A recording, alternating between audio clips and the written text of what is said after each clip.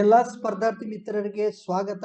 ಇವತ್ತಿನಿಂದ ನಾವೇನ್ ಮಾಡ್ತಾ ಇದ್ದೀವಿ, ನಮ್ಮ ಒಂದು ಮಚ್ಚ ಕರೆಂಟ್ ಅಫೇರ್ಸ್ ಈ ಒಂದು ಯೂಟ್ಯೂಬ್ ಚಾನಲ್ ಅಲ್ಲಿ ವಿದ್ಯಾರ್ಥಿ ಪ್ರಭುತ್ವ ಅನ್ನುವಂತಹ ಒಂದು ಕಾರ್ಯಕ್ರಮವನ್ನ ಸ್ಟಾರ್ಟ್ ಮಾಡ್ತಿದ್ವಿ. ಓಕೆ, ಆಲ್ರೆಡಿ ನಾನು ಹೇಳಿದೆ ವಿದ್ಯಾರ್ಥಿ ಪ್ರಭುತ್ವ ಅನ್ನುವಂತಹ ಕಾರ್ಯಕ್ರಮ ಇದೇನಾಗಿರುತ್ತೆ, ಇದು ಉಚಿತವಾಗಿರುವಂತಹದ್ದು. ಇದಕ್ಕೆ ನೀವೇನ್ ಮಾಡಬೇಕು, ಟಾಪಿಕ್ಸ್ ಅನ್ನ ಕಳಿಸ್ಬೇಕು ಅಂತ ಹೇಳಿದ್ವಿ. ಸೊ ಬಹಳಷ್ಟು ಜನ ಟಾಪಿಕ್ಸ್ ಅನ್ನ ಕಳಿಸಿದ್ರಿ. ಯಾವ ರೀತಿ ಕಳಿಸಿದ್ರಿ ಅಂದ್ರೆ, ಸರ್ ನನಗೆ ಎಕನಾಮಿಕ್ಸ್ ಹೇಳಿ, ಸರ್ ನನಗೆ ಮೆಂಟಲ್ ಎಬಿಲಿಟಿ ಹೇಳಿ, ಜಾಗ್ರಫಿ ಹೇಳಿ, ಹಿಸ್ಟ್ರಿ ಹೇಳಿ, ಪಾಲಿಟಿ ಹೇಳಿ, ಈ ತರ ಹೇಳಿದ್ರಿ. ನಾನು ಆ ಒಂದು ಮಾಹಿತಿ ನೀಡುವಾಗ ಅಥವಾ ಆ ಒಂದು ಏನು ಫೋಟೋ ಅಥವಾ ಪೋಸ್ಟರ್ ಕಳಿಸಿದ್ನಲ್ಲ, ಅಲ್ಲಿ ಹೇಳಿದ್ದೆ ಏನಪ್ಪಾ ಅಂದ್ರೆ, ಆ ಟಾಪಿಕ್ 45 ನಿಮಿಷಗಳಲ್ಲಿ ಎಕ್ಸ್ಪ್ಲೈನ್ ಮಾಡಬಲ್ಲ ವಿಷಯ ಆಗಿರ್ಬೇಕು ಅಂತ ಸ್ಪೆಸಿಫೈ ಮಾಡಿ ಹೇಳಿದ್ದೆ. ಓಕೆ, ಸೊ ಕೆಲವೊಂದಿಷ್ಟು ಜನ ಕಳಿಸಿದ್ರಿ. ಎಸ್ಪೆಷಲಿ ಇಬ್ಬರು ಜನ, ಯಾರು, ಒಬ್ರು ಗಜಾನಂದ್ ಪವಾರ್ ಅಂತ ಬಿಜಾಪುರದವರು, ಇನ್ನೊಬ್ರು ಅಜಯ್ ಭಜಂತ್ರಿ ಅಂತ ಮುಂಡಗೋಡದವರು. ಇವ್ರು ಇಬ್ರು ಕೇಳಿದ ವಿಷಯ ಯಾವ್ದಾಗಿದೆ, RBI ಅಂತ ಭಾರತೀಯ ರಿಸರ್ವ್ ಬ್ಯಾಂಕ್ ಬಗ್ಗೆ ಒಂದು ಕ್ಲಾಸ್ ಅನ್ನ ಮಾಡಿ ಸರ್, ಅಲ್ಲಿ ಸ್ವಲ್ಪ ಡೌಟ್ಸ್ ಗಳು ಇದ್ದಾವೆ ಅಂತ ಕೇಳಿದ್ರು. ಸೊ ಅದಕ್ಕೆ ಇನ್ನೊಬ್ರು ಕೇಳಿದ್ದಾರೆ ಏನಂತಂದ್ರೆ, ಸಂವಿಧಾನ ತಿದ್ದುಪಡಿ ಹೇಳ್ಕೊಡಿ ಅಂತ ಹೇಳಿದ್ದಾರೆ. ಇನ್ನೊಬ್ಬ ವಿದ್ಯಾರ್ಥಿ ವರ್ಕ್ ಅಂಡ್ ಟೈಮ್, ಕಾಲ ಮತ್ತು ಕೆಲಸ, ಓಕೆ, ಕಾಲ ಮತ್ತು ಕೆಲಸದ ಬಗ್ಗೆ ಇದ್ರ ಮೇಲೆ ಮೆಂಟಲ್ ಎಬಿಲಿಟಿ ಕ್ಲಾಸ್ ಅನ್ನ ಮಾಡಿ ಅಂತ ಹೇಳಿದ್ರು. ಅದನ್ನ ನಾನು ಮಾಡ್ತೀನಿ. ಓಕೆ, ಸೊ ಇಡೀ ವಿಷಯನ ಹೇಳೋದು ಬಹಳ ಟೈಮ್ ತಗೊಳುತ್ತೆ. ನೀವು ಓದುವಾಗ ನಿಮ್ಗೆ ಎಲ್ಲಿ ಪ್ರಾಬ್ಲಮ್ ಆಗ್ತದೋ, ಯಾವ ವಿಷಯ ತಿಳಿದಿದೋ ಅದನ್ನ ಹೇಳಿದ್ರೆ ಖಂಡಿತವಾಗಿಯೂ ನಾನು ಈ ವಿದ್ಯಾರ್ಥಿ ಪ್ರಭುತ್ವದಲ್ಲಿ ಕ್ಲಾಸ್ ಅನ್ನ ಮಾಡ್ತೀನಿ. ಸೊ ಇವತ್ತು ನಾವು ಗಜಾನಂದ್ ಪವಾರ್ ಅವರು ಮತ್ತೆ ಅಜಯ್ ಭಜಂತ್ರಿ ಬಿಜಾಪುರದವರು, ಮುಂಡಗೋಡದವರು ಇಬ್ರು, ಇವ್ರು ಕೇಳಿದಂತಹ ಈ RBI ಅಥವಾ ಭಾರತೀಯ ರಿಸರ್ವ್ ಬ್ಯಾಂಕಿನ ಬಗ್ಗೆ ಒಂದಷ್ಟು ಮಾಹಿತಿಯನ್ನ ಒಂದು 40 ರಿಂದ 45 ನಿಮಿಷದಲ್ಲಿ ಅಧ್ಯಯನ ಮಾಡೋಣ ಅಂತ ನಾನು ಹೇಳ್ತಾ ಇದ್ದೀನಿ. ಓಕೆ, ಸೊ ಸ್ಟಾರ್ಟ್ ಮಾಡೋಣ. ಈಗ ಏನಪ್ಪಾ ಅಂತಂದ್ರೆ, ಈ ರಿಸರ್ವ್ ಬ್ಯಾಂಕ್ ಸ್ಥಾಪನೆಯಾಗಿದ್ದು ಇದರ ಸ್ವಲ್ಪ ಇತಿಹಾಸವನ್ನ ನೋಡಿದರೆ, ಸೊ ಇದರ ಇತಿಹಾಸ ಏನಿದೆಯಪ್ಪ ಅಂತಂದ್ರೆ, ನಮ್ಮ ಸಂವಿಧಾನ ಬರೆದಂತಹ, ನಮ್ಮ ಸಂವಿಧಾನ ಶಿಲ್ಪಿಯಾದಂತಹ ಡಾಕ್ಟರ್ BR ಅಂಬೇಡ್ಕರ್ ಅವರು ಏನ್ ಮಾಡ್ತಾರೆ, ಒಂದು ಪುಸ್ತಕ ಬರೆದಿರ್ತಾರೆ. ಆ ಪುಸ್ತಕ ಯಾವುದು ಅಂತಂದ್ರೆ, ರೂಪಾಯಿ ಸಮಸ್ಯೆ, ಅದರ ಮೂಲ ಮತ್ತು ಅದರ ಪರಿಹಾರ ಅಂತ. ಸೊ ಏನಾಗಿತ್ತು, ಬ್ರಿಟಿಷ್ ಭಾರತ ಇದ್ದಾಗ, ನಾವು ಯಾವಾಗ ಬ್ರಿಟಿಷರ ಅಡಿಯಲ್ಲಿದ್ವೋ ಅವಾಗ ಬ್ರಿಟನ್ನಿಗೂ ಮತ್ತು ಭಾರತದ ನಡುವೆ ಏನಾಗ್ತಿತ್ತು, ಹಣದ ಒಂದು ವ್ಯವಹಾರ ನಡೀತಿತ್ತು. ಸೊ ಇದರಲ್ಲಿ ಯಾವಾಗ್ಲೂ ಹಾನಿ ಯಾರಿಗಾಗ್ತಿತ್ತು ಅಂದ್ರೆ, ಭಾರತಕ್ಕೆ ಆಗ್ತಿತ್ತು. ಸೊ ಇದನ್ನ ರಿಫ್ಲೆಕ್ಟ್ ಮಾಡೋದಕ್ಕೆ, ಇದನ್ನ ತೋರಿಸೋದಕ್ಕೆ ಅಂಬೇಡ್ಕರ್ ಅವ್ರು ಏನ್ ಮಾಡ್ತಾರೆ, ರೂಪಾಯಿ ಸಮಸ್ಯೆ, ಅದರ ಮೂಲ ಮತ್ತು ಅದರ ಪರಿಹಾರ ಅಂತ ಪುಸ್ತಕ ಬರೀತಾರೆ. ಸೊ ಆ ಪುಸ್ತಕದಲ್ಲಿ ಭಾರತಕ್ಕೇನು ಈ ರೂಪಾಯಿಗೆ ಹಾನಿ ಆಗ್ತಿದೆಯಲ್ಲ, ಅದನ್ನ ತಡೆಯೋದಕ್ಕೆ RBI ಅನ್ನ ಸ್ಥಾಪನೆ ಮಾಡಬೇಕು, ಭಾರತೀಯ ರಿಸರ್ವ್ ಬ್ಯಾಂಕ್ ಅನ್ನೋದನ್ನ ಸ್ಥಾಪನೆ ಮಾಡಬೇಕು ಅಂತ ಹೇಳಿ ಅಂಬೇಡ್ಕರ್ ಅವರು ಮೊದಲೇ ಉಲ್ಲೇಖಿಸಿದ್ರು. ಸೊ ಆ ಉಲ್ಲೇಖಿಸಿದ್ದನ್ನ ಮುಂದೆ ನಾವು ಯೂಸ್ ಮಾಡ್ಕೊಳ್ತೀವಿ. ಯಾವಾಗ ಯೂಸ್ ಮಾಡ್ಕೊಳ್ತೀವಿ ಅಂತಂದ್ರೆ, 1926ರಲ್ಲಿ ಬ್ರಿಟಿಷ್ ಭಾರತದಲ್ಲಿ ಬ್ರಿಟಿಷರ್ ಏನ್ ಮಾಡ್ತಾರೆ, ಒಂದು ಸಮಿತಿಯನ್ನ ರಚನೆ ಮಾಡ್ತಾರೆ. ಆ ಸಮಿತಿಯ ಹೆಸರು ಏನಪ್ಪಾ ಅಂತಂದ್ರೆ, royal commission on Indian currency and finance ಅಂತ. ಓಕೆ, ಸೊ ಇದನ್ನ ಏನಂತ ಕರಿತೀವಿ ಅಂತಂದ್ರೆ, ಹಿಲ್ಟನ್ ಯಂಗ್ ಕಮಿಷನ್ ಅಂತಾನೂ ಕೂಡ ಕರೀತಾರೆ. ಯಾವ ಸಮಿತಿ, ಈ royal commission on Indian currency and finance ಅನ್ನುವಂತಹ ಒಂದು ಸಮಿತಿಯನ್ನ 1926ರಲ್ಲಿ ಬ್ರಿಟಿಷರು ನೇಮಕ ಮಾಡಿದ್ರು. ಅವರು ಕೂಡ ಇದೇ ವಿಷಯ, ಭಾರತದ ಒಂದು ರೂಪಾಯಿ ಸಮಸ್ಯೆ ಬಗ್ಗೆನೇ ಪರಿಹಾರ ಕಂಡುಕೊಳ್ಳೋದಕ್ಕೆ ಅವರು ಇದನ್ನ ನೇಮಕ ಮಾಡಿದ್ರು. ಇದನ್ನ ಹಿಲ್ಟನ್ ಯಂಗ್ ಕಮಿಷನ್ ಅಂತಾನೂ ಕೂಡ ಕರೀತಾರೆ. ಓಕೆ, ಸೊ ಇವ್ರೇನು 1926ರಲ್ಲಿ ಬಂದು ಕೆಲಸ ಮಾಡ್ತಾರೆ, ಅದನ್ನೆಲ್ಲ ನೋಡ್ತಾರಲ್ಲ ಸಮಿತಿ, ನೋಡಿದಾಗ ಅವರು ಮುಖ್ಯವಾಗಿ ರೆಫರ್ ಮಾಡಿದ್ದ ಯಾರು, ಅಂಬೇಡ್ಕರ್ ಅವರು ಬರೆದಂತಹ ರೂಪಾಯಿ ಸಮಸ್ಯೆ, ಅದರ ಮೂಲ ಮತ್ತು ಪರಿಹಾರ ಅನ್ನುವಂಥ ಪುಸ್ತಕ. ಸೊ ಇವರು ಬಹಳಷ್ಟು ಹೇಳಿದಂತ, ಅಂಬೇಡ್ಕರ್ ಅವರು ಹೇಳಿದ ಬಹಳಷ್ಟು ಕ್ರಮಗಳನ್ನ ಅವರು ಅಳವಡಿಸಿಕೊಂಡು ಮುಂದೆ ಶಿಫಾರಸುಗಳನ್ನ ಮಾಡ್ತಾರೆ ಅಥವಾ ಸಲಹೆಗಳನ್ನ ನೀಡ್ತಾರೆ. ಸೊ ಈ ಹಿಲ್ಟನ್ ಯಂಗ್ ಕಮಿಷನ್ ಅಥವಾ royal commission on Indian currency and finance ಏನು ಸಲಹೆಗಳನ್ನ ನೀಡಿತ್ತು, ಆ ಸಲಹೆಗಳನ್ನ ಇಟ್ಟುಕೊಂಡು ಬ್ರಿಟಿಷ್ ಸರ್ಕಾರ ಏನ್ ಮಾಡುತ್ತೆ, ಬ್ರಿಟಿಷ್ ಭಾರತ ಸರ್ಕಾರ 1934ರಲ್ಲಿ RBI ಕಾಯ್ದೆ ಅಂತ ಹೇಳಿ ಒಂದು ಕಾಯ್ದೆಯನ್ನ ಏನ್ ಮಾಡುತ್ತೆ, ಪಾಸ್ ಮಾಡುತ್ತೆ. ಸೊ RBI ಕಾಯ್ದೆಯ ಮೂಲಕ 1935 ಏಪ್ರಿಲ್ 1ರಂದು ಕಲ್ಕತ್ತಾದಲ್ಲಿ ಭಾರತೀಯ ರಿಸರ್ವ್ ಬ್ಯಾಂಕ್ ಏನಾಯ್ತು, ಸ್ಥಾಪನೆ ಆಯ್ತು. ಸೊ ಇಲ್ಲಿ ನಾನೇನ್ ಹೇಳ್ತಾ ಇದ್ದೀನಿ, ನಮ್ಮ ದೇಶದಲ್ಲಿ, ನಮ್ಮ ದೇಶ ಮತ್ತು ಬ್ರಿಟಿಷ್ ನಡುವೆ ಏನು ದುಡ್ಡಿನ ವ್ಯವಹಾರ ನಡೀತಿತ್ತಲ್ಲ, ಅವಾಗ ಯಾವಾಗ್ಲೂ ಹಾನಿ ಯಾರಿಗೆ ಆಗ್ತಿತ್ತು, ರೂಪಾಯಿಗೆ ಆಗ್ತಿತ್ತು. ಅವರ ಒಂದು ಪೌಂಡ್ ಏನಿದೆಯಲ್ಲ ಅದು ಸ್ಟ್ರಾಂಗ್ ಆಗ್ತಿತ್ತು. ಸೊ ಅದನ್ನ ಕುರಿತಾಗಿ ಅಂಬೇಡ್ಕರ್ ಅವರು ಆ ಸಮಸ್ಯೆಯನ್ನ ಹೇಳಿ, ಇದಕ್ಕೆ ಪರಿಹಾರ ಅಂದ್ರೆ RBI ಅಂತ ಅವರು ಮೊದಲೇ ಹೇಳಿದ್ರು. ಅದನ್ನೇ ಮುಂದೆ 1926ರಲ್ಲಿ ಬಂದಂತಹ ಈ ಹಿಲ್ಟನ್ ಯಂಗ್ ಕಮಿಷನ್ ಅಥವಾ royal commission on Indian currency ಇದವ್ರು ಏನ್ ಮಾಡ್ತಾರೆ, ಸಲಹೆಯನ್ನ ಕೊಡ್ತಾರೆ. ಕೊಟ್ಟ ಮೇಲೆ RBI ಆಕ್ಟ್ ಅಥವಾ RBI ಕಾಯ್ದೆ ಪಾಸ್ ಆಗುತ್ತೆ ಯಾವಾಗ 1934ರಲ್ಲಿ.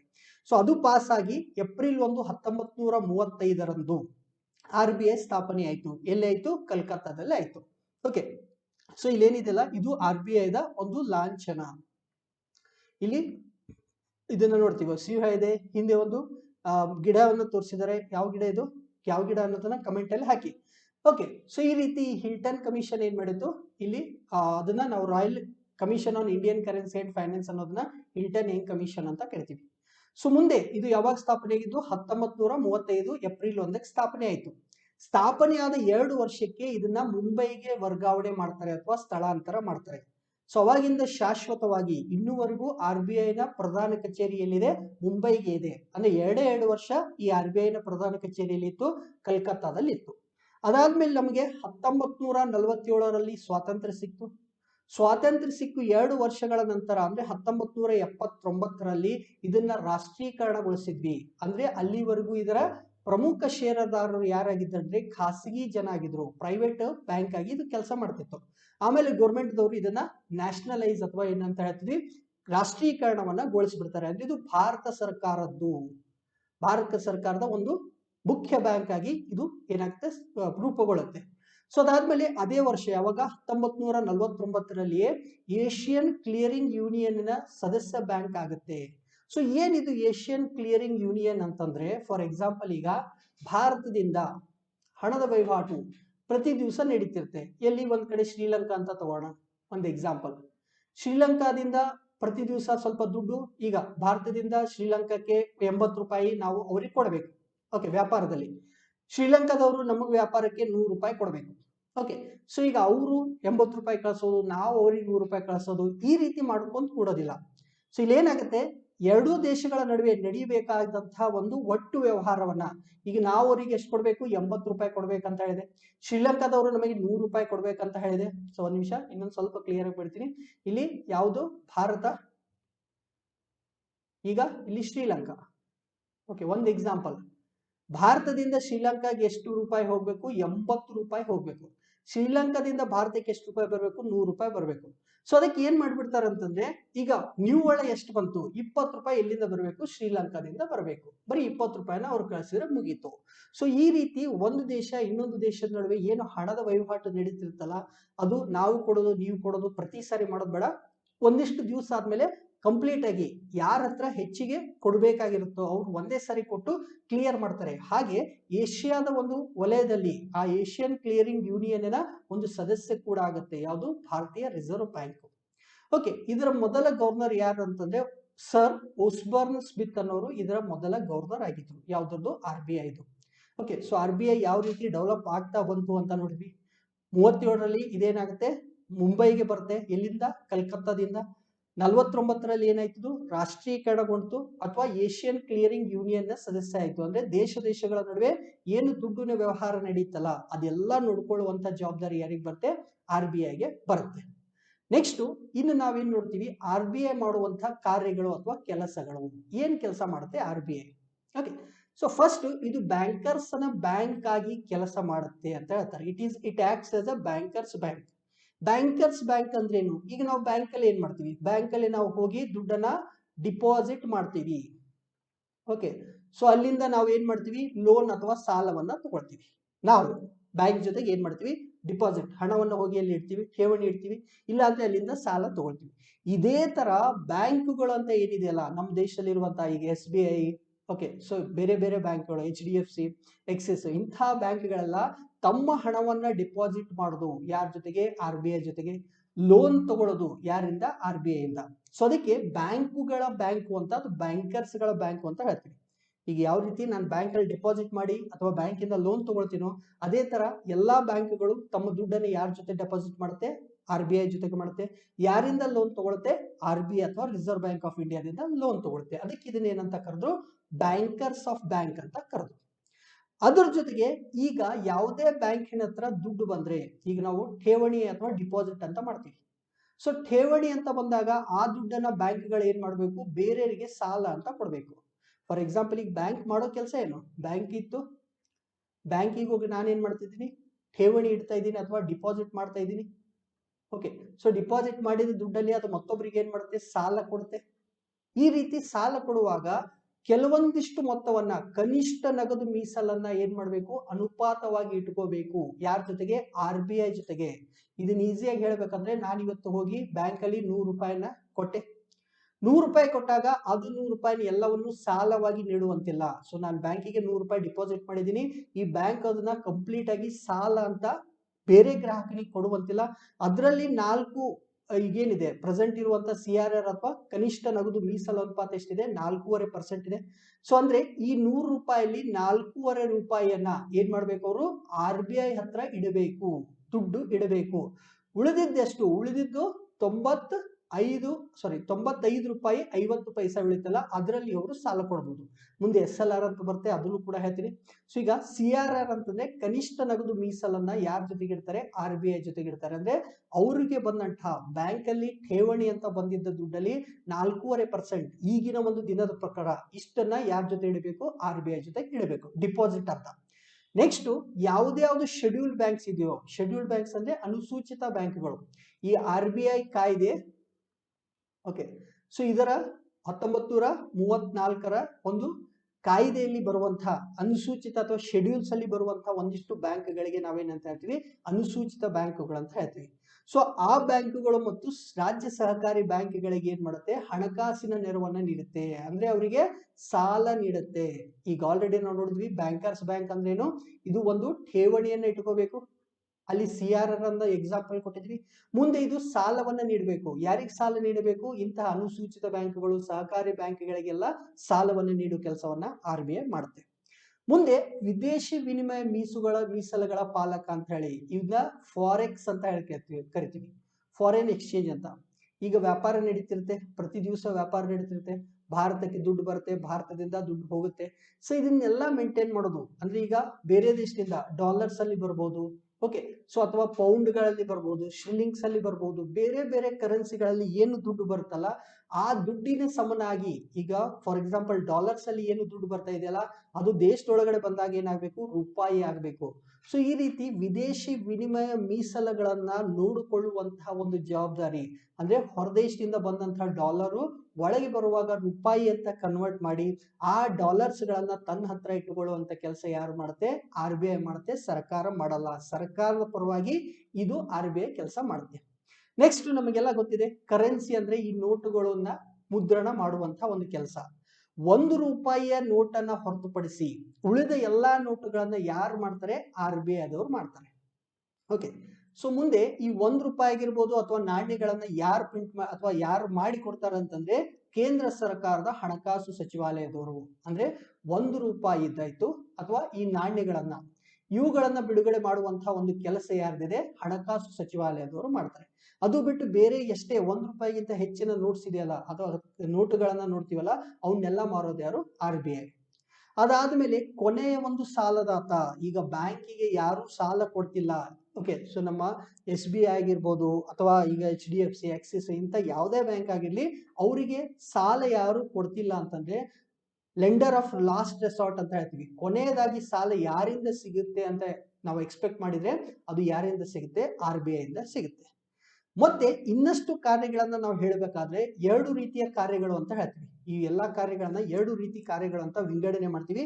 ಒಂದು ಗುಣಾತ್ಮಕ, ಇನ್ನೊಂದು ಪರಿಣಾತ್ಮಕ ಅಂತ ಹೇಳಿ.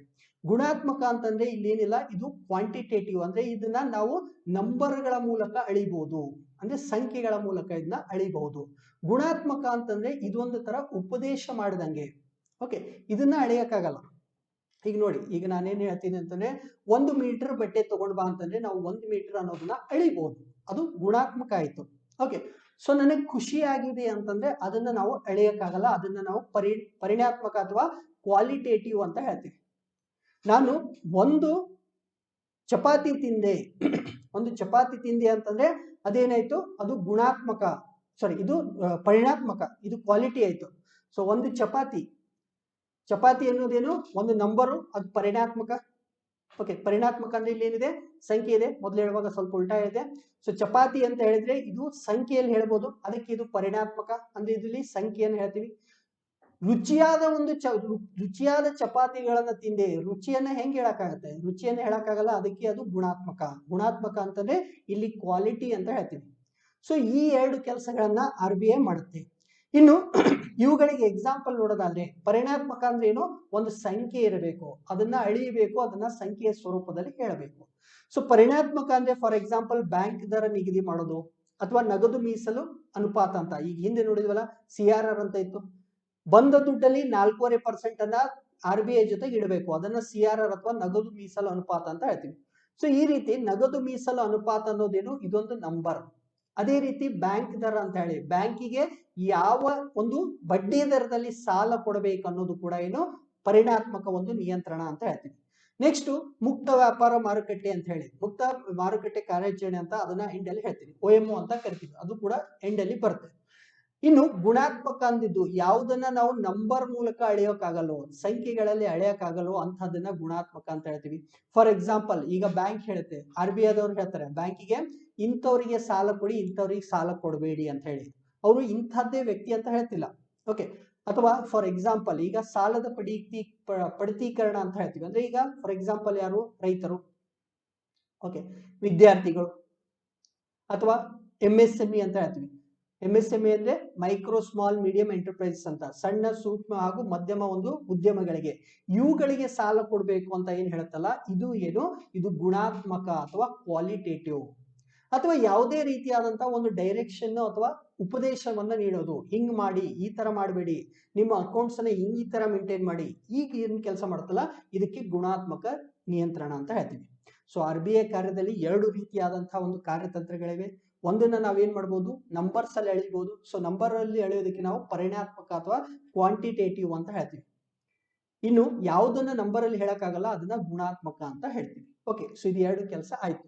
ಸೊ ಅದಾದ್ಮೇಲೆ ಮುಂದೆ ಏನ್ ಮಾಡುತ್ತೆ ಅಂತಂದ್ರೆ, RBI ಈ ಹಣದುಬ್ಬರವನ್ನ ಕಡಿಮೆ ಮಾಡೋದಕ್ಕೆ, ಹಣದುಬ್ಬರ ಅಂತಂದ್ರೇನು? ಬೆಲೆ ಏರಿಕೆ ಮಾಡೋದಕ್ಕೆ, ಬೆಲೆ ಏರಿಕೆಯನ್ನ ತಡೆಯೋದಕ್ಕೆ, ಅದನ್ನ ನಿಯಂತ್ರಣ ಮಾಡೋದಕ್ಕೆ, ಬೆಲೆ ಏರಿಕೆಯನ್ನ ನಿಯಂತ್ರಣ ಮಾಡೋದಕ್ಕೆ ಏನ್ ಮಾಡಿತ್ತು? ಹಲವಾರು ಕಾರ್ಯಗಳನ್ನ ಮಾಡುತ್ತೆ.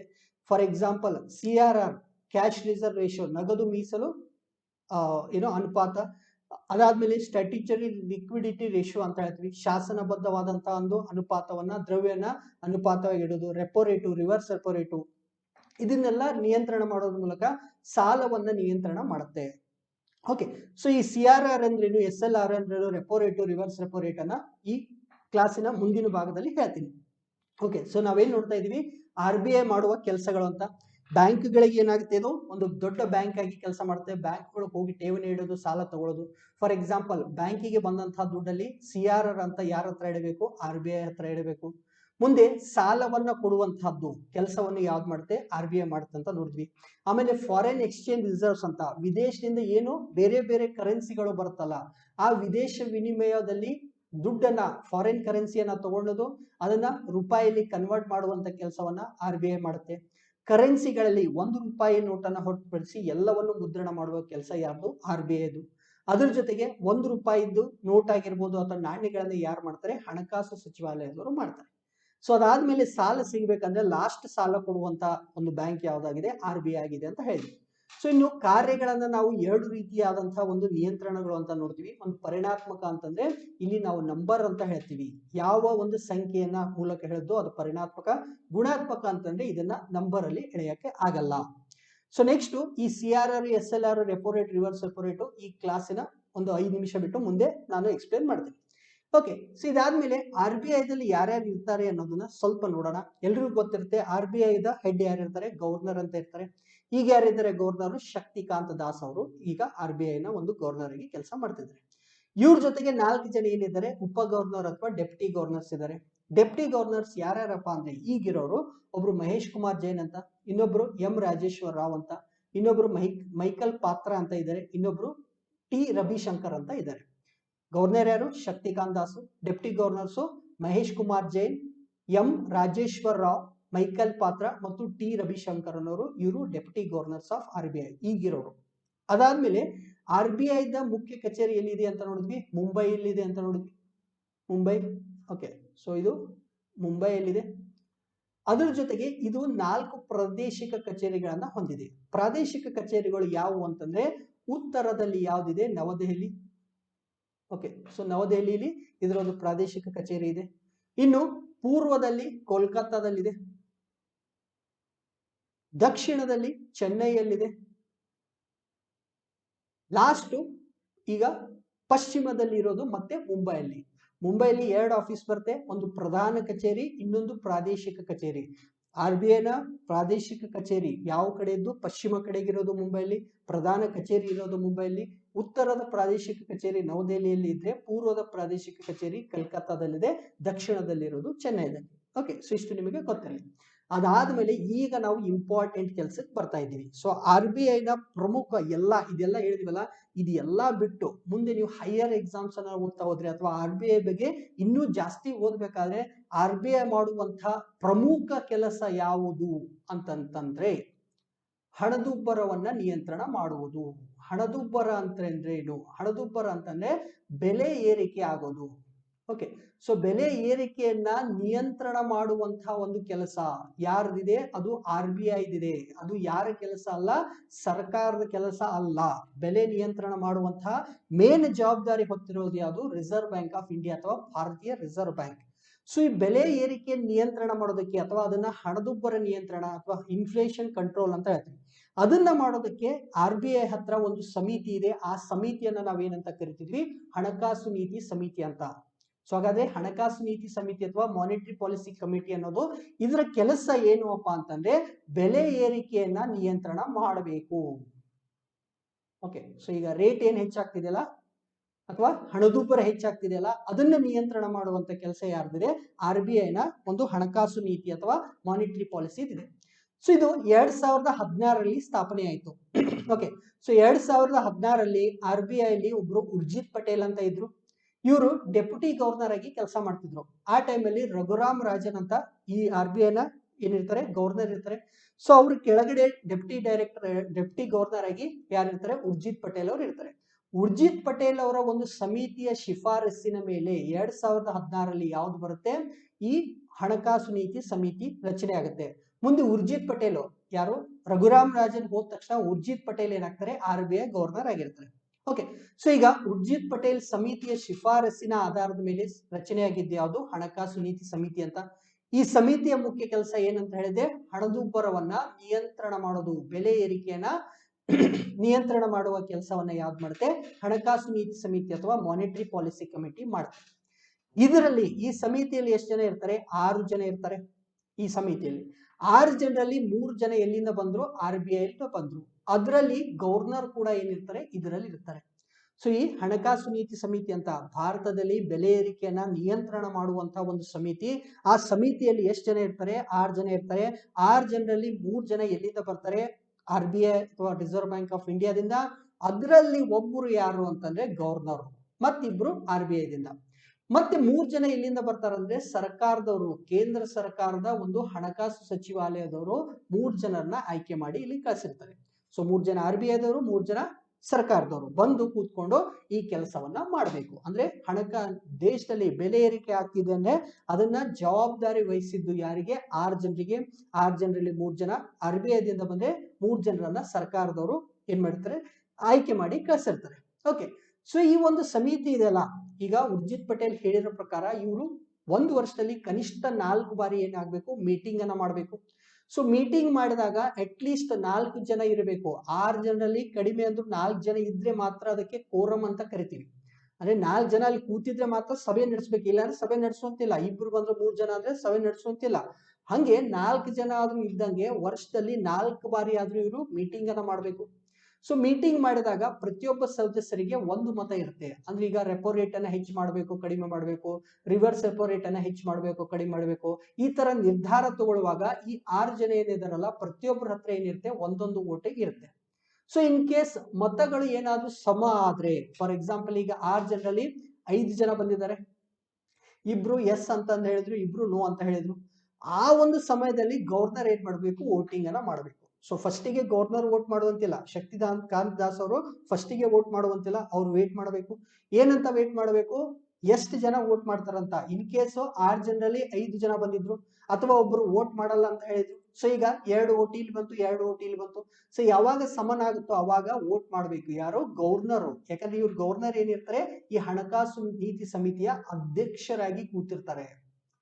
ಅವರು ಲಾಸ್ಟಿಗೆ ಅವ್ರಿಗೆ ನಾವೇನ್ ಮಾಡ್ತಿದ್ವಿ, ಲಾಸ್ಟಿಗೆ ನೀವು ವೋಟ್ ಮಾಡಿ ಅಂತ ಹೇಳ್ತಿದ್ವಿ.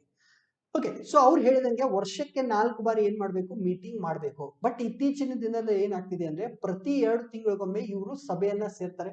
ಸಭೆ ಸೇರಿ ರೇಟ್ ಹೆಚ್ಚು ಮಾಡಬೇಕು, ಕಡಿಮೆ ಮಾಡ್ಬೇಕಂತ. Repo rate, reverse repo rate, SLR, CRR ಇವುಗಳ ರೇಟ್ ಅನ್ನ ಹೆಚ್ಚು ಮಾಡಬೇಕು, ಕಡಿಮೆ ಮಾಡ್ಬೇಕು ಅನ್ನೋದನ್ನ ಪ್ರತಿ 2 ತಿಂಗಳಿಗೊಮ್ಮೆ ಸಭೆ ಮಾಡಿ ಇತ್ತೀಚಿನ ದಿನಗಳಲ್ಲಿ ಅವರು ಕೊಡ್ತಾ ಬರ್ತಿದ್ದಾರೆ. ಯಾರು, ಹಣಕಾಸು ನೀತಿ ಸಮಿತಿ ಅಂತ. ಸೊ ಮತ್ತೇನಿದೆ ಇದರಲ್ಲಿ, ಓಕೆ, ಸೊ ಇವ್ರು ಏನ್ ಮಾಡ್ತಾರೆ ಅಂತಂದ್ರೆ ಈ ಹಣದುಬ್ಬರ ಅಥವಾ ಬೆಲೆ ಏರಿಕೆಯನ್ನ ಕಡಿಮೆ ಮಾಡೋದಕ್ಕೆ ಅಥವಾ ನಿಯಂತ್ರಣ ಮಾಡೋದಕ್ಕೆ, ಹಣದುಬ್ಬರ ಕಡಿಮೆ ಆದ್ರೆ ಹೆಚ್ಚು ಮಾಡಬೇಕು, ಹೆಚ್ಚಾದ್ರೆ ಕಡಿಮೆ ಮಾಡಬೇಕು, ಇದೇ ಇವ್ರ ಕೆಲಸ. ಸೊ ಅದಕ್ಕೆ ಈ ನೀತಿ ಬಡ್ಡಿ ದರಗಳನ್ನ, ಈ ಪಾಲಿಸಿ ರೇಟ್ಸ್ ಗಳನ್ನ ಫಿಕ್ಸ್ ಮಾಡ್ತಾರೆ. ಓಕೆ, ಸೊ ಈಗ ಸರ್ಕಾರದವರು ಟಾರ್ಗೆಟ್ ಕೊಟ್ಟಂತೆ ಈ ಹಣದುಬ್ಬರ ಅನ್ನೋದು ಅಥವಾ ಇನ್ಫ್ಲೇಷನ್ ಅನ್ನೋದು ಏನಾಗಬಾರ್ದು, 4% ಅಷ್ಟು ಇರಬೇಕು. 4% +or -2 ಅಂತ ಹೇಳ್ತೀವಿ. ಸೊ ಈಗ ಇದನ್ನ ಸ್ವಲ್ಪ ಅರ್ಥ ಮಾಡ್ಕೋಣ. ಈಗ ಸರ್ಕಾರ ಏನ್ ಮಾಡಿದೆ, RBI ಹಣಕಾಸು ನೀತಿ ಸಮಿತಿಗೆ ಒಂದು ಟಾರ್ಗೆಟ್ ಅನ್ನ ಕೊಟ್ಟಿದೆ. ಸೊ ಟಾರ್ಗೆಟ್ ಏನಪ್ಪಾ ಅಂದ್ರೆ ಈ ಬೆಲೆ ಏರಿಕೆ ಅನ್ನೋದು ಏನಾಗಬಾರ್ದು, 4% ಗಿಂತ ಒಂದು ಏನ್ ಮೀಟಿಂಗ್ಸ್ ಇರ್ತಾರಲ್ಲ ಆ ಟೈಮಲ್ಲಿ 4% ಗಿಂತ ಜಾಸ್ತಿ ಹೋಗ್ಬಾರ್ದು, ಅದನ್ನ ನಿಯಂತ್ರಣ ಮಾಡಿ ಅಂತ ಹೇಳಿ. ಬಟ್ ಅದ್ರ ಜೊತೆಗೆ ಸ್ವಲ್ಪ ಏನ್ ಕೊಟ್ಟಿದ್ದಾರೆ, ಸಹಿಷ್ಣುತೆಯನ್ನ ಕೊಟ್ಟಿದ್ದಾರೆ. ಅಂದ್ರೆ 4 ± 2% ಅಂತ. ಈಗ 4 + 2 ಅಂತಂದ್ರೆ ಎಷ್ಟಾಯ್ತು, 6 ಆಯ್ತು. 4 - 2 ಅಂತಂದ್ರೆ 2 ಆಯ್ತು. ಅಂದ್ರೆ ಈ ಹಣಕಾಸು ನೀತಿ ಸಮಿತಿ ಇದೆಯಲ್ಲ, ಮಾನಿಟರಿ ಪಾಲಿಸಿ ಕಮಿಟಿದವರು ಯಾವುದೇ ಒಂದು ಅವಧಿ ಒಳಗಡೆ, ನಾವು ಒಂದು ತ್ರೈಮಾಸಿಕಗಳು ಅಂತ ಹೇಳ್ತೀವಿ. ಸೊ ಇವು ತ್ರೈಮಾಸಿಕಗಳು ಅವಧಿಯಲ್ಲಿ ಏನಾಗಬಾರ್ದು ಅಂತಂದ್ರೆ ಈ ಹಣದುಬ್ಬರ ಪ್ರಮಾಣ ಅಥವಾ ಬೆಲೆ ಏರಿಕೆ ಪ್ರಮಾಣ 2% ಗಿಂತ ಕಡಿಮೆ ಹೋಗ್ಬಾರ್ದು, 6% ಗಿಂತ ಮೇಲೆ ಹೋಗ್ಬಾರ್ದು. ಸೊ ಅದಕ್ಕೆ 4 ± 2 ಅಂತ ಹೇಳ್ತೀವಿ. ಸೊ 4 + 2 ಅಂದ್ರೆ 6 ಆಯ್ತು, 4 - 2 ಅಂದ್ರೆ 2 ಆಯ್ತು. 2 ಕೆಳಗೆ ಹೋಗುವಂತಿಲ್ಲ, 6 ಮೇಲೆ ಅಂತ ಹೋಗುವಂತಿಲ್ಲ, ಅಷ್ಟನ್ನ ನಿಯಂತ್ರಣ ಮಾಡ್ತಾ ಹೋಗ್ಬೇಕು. ಎಲ್ಲಿವರೆಗೂ ಅಂತಂದ್ರೆ 2026ವರೆಗೂ. ಓಕೆ, ಸೊ 2026ವರೆಗೂ ನಮ್ಮ ಒಂದು ಹಣದುಬ್ಬರ ದರವನ್ನ ನಿಯಂತ್ರಣ ಮಾಡುವಂತಹದ್ದು ಯಾವ್ದ್ರಲ್ಲಿ, 4 ± 2 ದಲ್ಲಿ. ಅಂದ್ರೆ 2ಕ್ಕಿಂತ ಕಡಿಮೆ ಆಗದಂಗೆ, 6ಕ್ಕಿಂತ ಹೆಚ್ಚು ಆಗದಂಗೆ ನಮ್ಮ ಹಣದುಬ್ಬರ ದರವನ್ನ ಅಥವಾ ಬೆಲೆ ಏರಿಕೆಯನ್ನ ಕಾಪಾಡಿಕೊಂಡು ಹೋಗುವಂತ ಕೆಲಸ ಯಾರ್ದಿದೆ, ಹಣಕಾಸು ನೀತಿ ಸಮಿತಿದವರು ಆಗಿದೆ. ಜೊತೆಗೆ ಇವರು ಪ್ರತಿ 2 ತಿಂಗಳಿಗೊಮ್ಮೆ ಸೇರ್ತಿದಾರಲ್ಲ, ಅದರಂತೆ ಪ್ರತಿ 6 ತಿಂಗಳಿಗೊಮ್ಮೆ ಹಣಕಾಸು ನೀತಿ ವರದಿ ಅನ್ನುವಂಥ ಒಂದು ವರದಿಯನ್ನು ಕೊಡಬೇಕಾಗುತ್ತೆ. ಸೊ ಈ ವರದಿಯಲ್ಲಿ ಏನಿರುತ್ತೆ ಅಂತಂದ್ರೆ ಹಣದುಬ್ಬರ ಮೂಲ ಅಂದ್ರೆ ಬೆಲೆ ಏರಿಕೆ ಯಾಕೆ ಆಗ್ತಿದೆ ಹೇಳ್ಬೇಕು, ಯಾಕೆ ಬೆಲೆ ಏರಿಕೆ ಆಗ್ತಿದೆ ಅದಕ್ಕೆ ಕಾರಣ ಕೊಡ್ಬೇಕ್ರಿ. ಸುಮ್ನೆ ಕೂಡ್ಸಿಲ್ಲ ನಿಮ್ಗೆ. ಈಗ ಬೆಳೆ ಏರಿಕೆ ಆಗ್ತಿದೆ ಅಂದ್ರೆ ಎದರಿಂದ ಆಗ್ತಿದೆ, ಕಾರಣ ಕೊಡಬೇಕು. ಅದನ್ನ ಪ್ರತಿ 6 ತಿಂಗಳಿಗೊಮ್ಮೆ ವರದಿಯನ್ನ ಕೊಡಬೇಕು. ಆ ವರದಿಗೆ ಏನಂತ ಹೇಳ್ತೀವಿ, ಹಣಕಾಸು ನೀತಿ ವರದಿ ಅಂತ ಹೇಳ್ತೀವಿ. ಅದ್ರ ಜೊತೆಗೆ ಮುಂದಿನ 6 ರಿಂದ 18 ತಿಂಗಳವರೆಗೆ ಹಣದುಬ್ಬರದಲ್ಲಿ ಮುನ್ಸೂಚನೆಯನ್ನೇ ನೀಡಬೇಕು. ನೋಡಿ, ಇವತ್ತಿಂದೇ ಗೊತ್ತಿಲ್ಲ, ಮುಂದಿನ 6 ರಿಂದ 18 ತಿಂಗಳಲ್ಲಿ ಹಣದುಬ್ಬರ ಹೆಚ್ಚಾಗುತ್ತೋ ಕಡಿಮೆ ಆಗುತ್ತೋ ಇಷ್ಟೇ ಇರುತ್ತೋ ಇವುಗಳನ್ನು ಕೂಡ ಇವರು ಅಧ್ಯಯನ ಮಾಡಿ ಊಹಿಸಿ ಹೇಳಬೇಕು. ಸೊ ಅಂತದಕ್ಕೆ ಏನಂತ ಹೇಳ್ತೀವಿ, ಹಣಕಾಸು ನೀತಿ ವರದಿ ಅಂತ ಹೇಳ್ತೀವಿ. ಓಕೆ, ಸೊ ಇಷ್ಟೆಲ್ಲ ಏನಿತ್ತು ಈ ಮಾನಿಟರಿ ಪಾಲಿಸಿ ಕಮಿಟಿಯ ಕೆಲಸ ಆಗಿತ್ತು. ಸೊ ಈಗ ಒಂದೊಂದು ಸಾರಿ ನೋಡ್ಬಿಡ, RBI ಮಾಡಬೇಕಾದಂತಹ ಪ್ರಮುಖವಾದದ್ದು ಮೋಸ್ಟ್ ಇಂಪಾರ್ಟೆಂಟ್ ಕೆಲಸ, ಇವ್ರ ಜವಾಬ್ದಾರಿ, ಇದರಿಂದ ತಪ್ಪಿಸ್ಕೊಳ್ಳಂತಿಲ್ಲ ಅಂತಂದ್ರೆ ಅದು ಯಾವುದು ಅಂತಂದ್ರೆ ಬೆಲೆಗಳ ನಿಯಂತ್ರಣ ಮಾಡೋದು ಅಥವಾ ಬೆಲೆ ಏರಿಕೆಯನ್ನ ನಿಯಂತ್ರಣ ಮಾಡೋದು. ಅದಕ್ಕೆ ನಾವೇನಂತ ಕರಿತೀವಿ, ಹಣಕಾಸು ನೀತಿ ಸಮಿತಿ ಅಂತ ಕರಿತೀವಿ. ಇದು ಯಾವಾಗ ರಚನೆ ಆಯ್ತು ಅಂತಂದ್ರೆ 2016ರಲ್ಲಿ. ಯಾರ ಒಂದು ಶಿಫಾರಸ್ಸಿನ ಮೇಲೆ ರಚನೆ ಆಯ್ತು ಅಂತಂದ್ರೆ ಉರ್ಜಿತ್ ಪಟೇಲ್ ಅಂತ, RBI ನ ಡೆಪ್ಟಿ ಗವರ್ನರ್ ಆಗಿ ಮುಂದೆ ಗವರ್ನರ್ ಆದಂತಹ ಉರ್ಜಿತ್ ಪಟೇಲ್ ಅವರ ಒಂದು ಸಮಿತಿಯ ಶಿಫಾರಸ್ಸಿನ ಆಧಾರದ ಮೇಲೆ ಇದನ್ನ 2016ರಲ್ಲಿ ರಚನೆ ಮಾಡಿದ್ರು. ಇದರಲ್ಲಿ ಎಷ್ಟು ಜನ ಇರ್ತಾರೆ, 6 ಜನ ಸದಸ್ಯರು ಇರ್ತಾರೆ. 3 ಜನ RBI ದಿಂದ, 3 ಜನ ಸರ್ಕಾರದಿಂದ. ಈ 3 ಜನರಲ್ಲಿ ಯಾರು ಇರ್ತಾರೆ, ಗವರ್ನರ್ ಇರ್ತಾರೆ. ಅವರೇ ಏನು ಈ ಸಮಿತಿಯ ಅಧ್ಯಕ್ಷರಾಗಿ ಕೆಲಸ ಮಾಡ್ತಾರಂತ ನೋಡಿದ್ವಿ. ನೆಕ್ಸ್ಟ್ ಇವರು ವರ್ಷದಲ್ಲಿ ಎಷ್ಟು ಸಾರಿ ಭೇಟಿ ಆಗ್ಬೇಕು, ಕನಿಷ್ಠ 4 ಬಾರಿ ಆದ್ರೂ ಇವರು ಭೇಟಿ ಆಗ್ಲೇಬೇಕು. ಓಕೆ, ಸೊ 4 ಸದಸ್ಯರಿದ್ರೆ ಅದನ್ನ ಕೋರಂ ಅಂತ ಕರಿತೀವಿ. 4 ಸದಸ್ಯರು ಇಲ್ಲ ಅಂತಂದ್ರೆ ಮೀಟಿಂಗ್ ಮಾಡುವಂತಿಲ್ಲ. ಮತ್ತೆ ಎಲ್ಲರಿಗೂ ವೋಟಿಂಗ್ ಅನ್ನ ಒಂದೊಂದು ಮತ ಅಂತ ಕೊಟ್ಟಿರ್ತೀವಿ. 6 ಜನರಿಗೆ ಟೋಟಲ್ 6 ವೋಟು. ಒಂದ್ ವೇಳೆ ಮತಗಳು ಏನಾದ್ರೂ ಸಮನ ಆದ್ರೆ ಅವಾಗ ಯಾರು ವೋಟ್ ಮಾಡ್ಬೇಕು, ಗವರ್ನರ್ ಅವರು ವೋಟ್ ಮಾಡ್ಬೇಕು. ಫಸ್ಟಿಗೆ ಗವರ್ನರ್ ವೋಟ್ ಮಾಡುವಂತಿಲ್ಲ. ಅದಾದ್ಮೇಲೆ 4 ಸಾರಿ ಸೇರಿ ಅಂತಂದ್ರೆ ಈ ಇತ್ತೀಚಿನ ದಿನಗಳಲ್ಲಿ ಪ್ರತಿ 2 ತಿಂಗಳಿಗೊಮ್ಮೆ ಇವರು ಸೇರಿ ರೇಟ್ಗಳನ್ನ ಚೇಂಜ್ ಮಾಡ್ತಿರ್ತಾರೆ. ಅದಾದ್ಮೇಲೆ ಇವ್ರದ್ದು ಏನಂತಂದ್ರೆ ಈ ಬಡ್ಡಿ ದರ ನೀತಿಯನ್ನ ಯಾವುದನ್ನ ಕಂಟ್ರೋಲ್ ಮಾಡೋದಕ್ಕೆ, ಹಣದುಬ್ಬರ 4 ± 2% ಇದರಲ್ಲೇ ಇರಬೇಕು ಅಂತ ಹೇಳಿ, ಅಂದ್ರೆ 2ಕ್ಕಿಂತ ಕಡಿಮೆ ಆಗದಂಗೆ 6ಕ್ಕಿಂತ ಹೆಚ್ಚಾಗದಂಗೆ ಎಲ್ಲಿವರೆಗೂ ಕಾಪಾಡಬೇಕು, 2026ರವರೆಗೆ ಇವರು ಕಾಪಾಡಬೇಕು. ಯಾರು? ಹಣಕಾಸು ನೀತಿ ಸಮಿತಿಯವರು ಕಾಪಾಡಿ ಅಂತ ಯಾರು ಹೇಳಿದ್ದಾರೆ? ಸರ್ಕಾರ ಹೇಳಿದೆ, ಕೇಂದ್ರ ಸರ್ಕಾರ ಇವರಿಗೆ ಹೇಳಿದೆ. ಅದಾದ್ಮೇಲೆ ನೋಡಿದ್ವಿ ಪ್ರತಿ 6 ತಿಂಗಳಿಗೊಮ್ಮೆ ಇವರು ಒಂದು ವರದಿ ಕೊಡ್ತಾರೆ. ಆ ವರದಿಯಲ್ಲಿ ಏನಿರುತ್ತೆ ಅಂದ್ರೆ ಹಣದುಬ್ಬರ ಮೂಲಗಳು, ಇನ್ಫ್ಲೇಷನ್ ಎಲ್ಲಿಂದ ಆಗ್ತಿದೆ, ಯಾಕೆ ಆಗ್ತಿದೆ, ಓಕೆ, ಅದಕ್ಕೆ ಕಾರಣ ಕೊಡಬೇಕು. ಮುಂದೆ ಹಣದುಬ್ಬರ ಮುಂದಿನ 6 ರಿಂದ 18 ತಿಂಗಳು ಏನಾಗುತ್ತೆ ಅನ್ನೋದನ್ನು ಕೂಡ ಇವರು ಏನ್ ಮಾಡ್ಬೇಕು? ಸ್ಟಡಿ ಮಾಡಿ ನಮ್ಗೆ ಹೇಳಬೇಕು. ಸೊ ಅದಾದ್ಮೇಲೆ ಈಗ ಡಿಸ್ಕಸ್ ಮಾಡೋಣ ಏನಂತಂದ್ರೆ ಇವು ಬಹಳ ಇಂಪಾರ್ಟೆಂಟ್. ಬ್ಯಾಂಕ್ ದರ, ರೆಪೋ ದರ, ರಿವರ್ಸ್ ರೆಪೋ ರೇಟು, ಮುಂದೆ CRR ಅಂದ್ರೆ ಕ್ಯಾಶ್ ರಿಸರ್ವ್ ರೇಷಿಯೋ ಅಥವಾ ನಗದು ಮೀಸಲು ಪ್ರಮಾಣ, SLR ಅಂದ್ರೆ ಶಾಸನಬದ್ಧ ದ್ರವ್ಯತೆ ಅನುಪಾತ, ಮಾರ್ಜಿನಲ್ ಸ್ಟ್ಯಾಂಡಿಂಗ್ ಫೆಸಿಲಿಟಿ ಮತ್ತು OMO ಅಂತ ಹೇಳ್ತೀವಿ, ಓಪನ್ ಮಾರ್ಕೆಟ್ ಆಪರೇಷನ್ ಅಥವಾ ಮುಕ್ತ ಮಾರುಕಟ್ಟೆ ಕಾರ್ಯಾಚರಣೆ ಅಂತ. ಇವುಗಳನ್ನ ಸ್ವಲ್ಪ ನೋಡೋಣ. ಓಕೆ, ಇವುಗಳನ್ನ ನಮ್ಗೆ ಗೊತ್ತಿರಬೇಕು, ಇವು ಬಹಳ ಇಂಪಾರ್ಟೆಂಟ್. ಸೊ ಏನಾಗತ್ತೆ, ಈಗ RBI ಏನಾದ್ರೂ ದೀರ್ಘಾವಧಿಗಳಿಗೆ, ದೀರ್ಘಾವಧಿ ಅಂತಂದ್ರೆ 1 ವರ್ಷಕ್ಕಿಂತ ಹೆಚ್ಚಿನ ಅವಧಿಗೆ, ಓಕೆ, ಸೊ 1 ವರ್ಷಕ್ಕಿಂತ ಹೆಚ್ಚಿನ ಅವಧಿಗೆ ಸಾಲ ಕೊಟ್ಟರೆ ಅದನ್ನ ದೀರ್ಘಾವಧಿ ಸಾಲ ಅಂತ ಹೇಳ್ತೀವಿ. ಈಗ ಸಾಲ ಯಾರು ಕೊಡ್ತಿದ್ದಾರೆ? RBI ಆದವರು ಕೊಡ್ತಿದ್ದಾರೆ. ಓಕೆ, ಸೊ ಈಗ ಸಾಲ ಕೊಡ್ತಿರೋರು ಯಾರು? RBI ಆದವರು. ಯಾರಿಗೆ ಕೊಡ್ತಿದ್ದಾರೆ? ವಾಣಿಜ್ಯ ಬ್ಯಾಂಕ್ಗಳಿಗೆ ಕೊಡ್ತಿದ್ದಾರೆ. ಯಾರಿಗೆ ಕೊಟ್ರು? ವಾಣಿಜ್ಯ ಬ್ಯಾಂಕ್ಗಳಿಗೆ ಕೊಟ್ರು. RBI ವಾಣಿಜ್ಯ ಬ್ಯಾಂಕ್ಗಳಿಗೆ ಯಾವ ರೀತಿ ದೀರ್ಘಾವಧಿ ಕೊಟ್ರೆ ಅದಕ್ಕೆ ಏನಂತ ಹೇಳ್ತೀವಿ? ಬ್ಯಾಂಕ್ ದರ ಅಂತ ಹೇಳ್ತೀವಿ. ಇಲ್ಲಿ ಸಾಲ ಯಾರು ತಗೊಳ್ತಿದ್ರೆ? ವಾಣಿಜ್ಯ ಬ್ಯಾಂಕ್ಗಳು ತಗೊಳ್ತಿದ್ದಾರೆ. ಅದಕ್ಕೆ ಯಾವ ಟೈಮ್ ತಗೊಳ್ತಿದ್ರೆ? 1 ವರ್ಷದ ಹೆಚ್ಚಿನ ಅವಧಿ ತಗೊಳ್ತಿದ್ರೆ ಅದಕ್ಕೆ ನಾವು ಬ್ಯಾಂಕ್ ರೇಟ್ ಅಥವಾ ಬ್ಯಾಂಕ್ ದರ ಅಂತ ಹೇಳ್ತೀವಿ. ಸೊ ಅಂದ್ರೆ ಬ್ಯಾಂಕ್ಗಳು RBI ಇಂದ ಸಾಲ ತಗೊಳ್ಳೋದಕ್ಕೆ RBI ವಿಧಿಸುವ ಒಂದು ಬಡ್ಡಿ ದರ ಎಷ್ಟಿದೆ ಅಂತಂದ್ರೆ ಇವತ್ತು ನಾನು ಚೆಕ್ ಮಾಡಿರೋ ಪ್ರಕಾರ 4.65% ಇದೆ. ಸೊ ಅಂದ್ರೆ ಈಗ ಯಾವುದೇ ವಾಣಿಜ್ಯ ಬ್ಯಾಂಕು ಯಾರಿಂದ ಸಾಲ ತಗೋಬೇಕು? RBI ದಿಂದ ಸಾಲ ತಗೋಬೇಕು. ಸಾಲ ತಗೊಂಡಾಗ ಅವ್ರಿಗೆ ಎಷ್ಟು ಬಡ್ಡಿ ದರ ಇರುತ್ತೆ ಅಂದ್ರೆ 4.65. ಅದು ಇನ್ನು ದೀರ್ಘಾವಧಿ ತಗೊಂಡ್ರೆ. ಇದನ್ನೇ ಸ್ವಲ್ಪ ಚೇಂಜ್ ಮಾಡೋದು. ಈಗ RBI ಇಂದ ಸಾಲ ಯಾರು ತಗೊಳ್ತಿದ್ರೆ? ಇದೇ ಒಂದು ವಾಣಿಜ್ಯ ಬ್ಯಾಂಕ್ಗಳು. ಓಕೆ, ಸೊ ಗ್ರಾಹಕರು ಅಂತ ಹೇಳಿದ್ವಿ. ಈಗ ಇಲ್ಲಿ ಇದನ್ನ ನೆನ್ಪಿಟ್ಕೊಳ್ಳಿ. ಬ್ಯಾಂಕ್ ದರ ಅಂದ್ರೇನು? RBI ದವರು ಸಾಲ ಕೊಡ್ತಿದ್ರೆ ಯಾರಿಗೆ? ವಾಣಿಜ್ಯ ಬ್ಯಾಂಕಿಗೆ. ಅದು ಯಾವುದು? ದೀರ್ಘಾವಧಿ ಅಂತ ಹೇಳಿದ್ವಿ. ಸೊ ಅದಕ್ಕೆ ಏನಂತ ಕರೆದ್ವಿ? ಬ್ಯಾಂಕ್ ದರ ಅಂತ ಕರೆದ್ವಿ. ಈಗ ಎಷ್ಟಿದೆ? 4.65. ಯಾವಾಗ? ಜೂನ್ 2022 ಪ್ರಕಾರ, ಇವತ್ತಿನ ಒಂದು ದಿನದ ಪ್ರಕಾರ ಇಷ್ಟಿದೆ. ಸಪೋಸ್ ಇದೇ ಸಾಲವನ್ನ RBI ಇಂದ ವಾಣಿಜ್ಯ ಬ್ಯಾಂಕ್ಗಳು ಅಲ್ಪಾವಧಿಗೆ ತಗೊಂಡ್ರೆ ಅದಕ್ಕೆ ರೆಪೋ ದರ ಅಂತ ಹೇಳ್ತೀವಿ. ಒಂದೇ ಡಿಫರೆನ್ಸ್. ಬ್ಯಾಂಕ್ ದರ ಏನು? ದೀರ್ಘಾವಧಿಗೆ.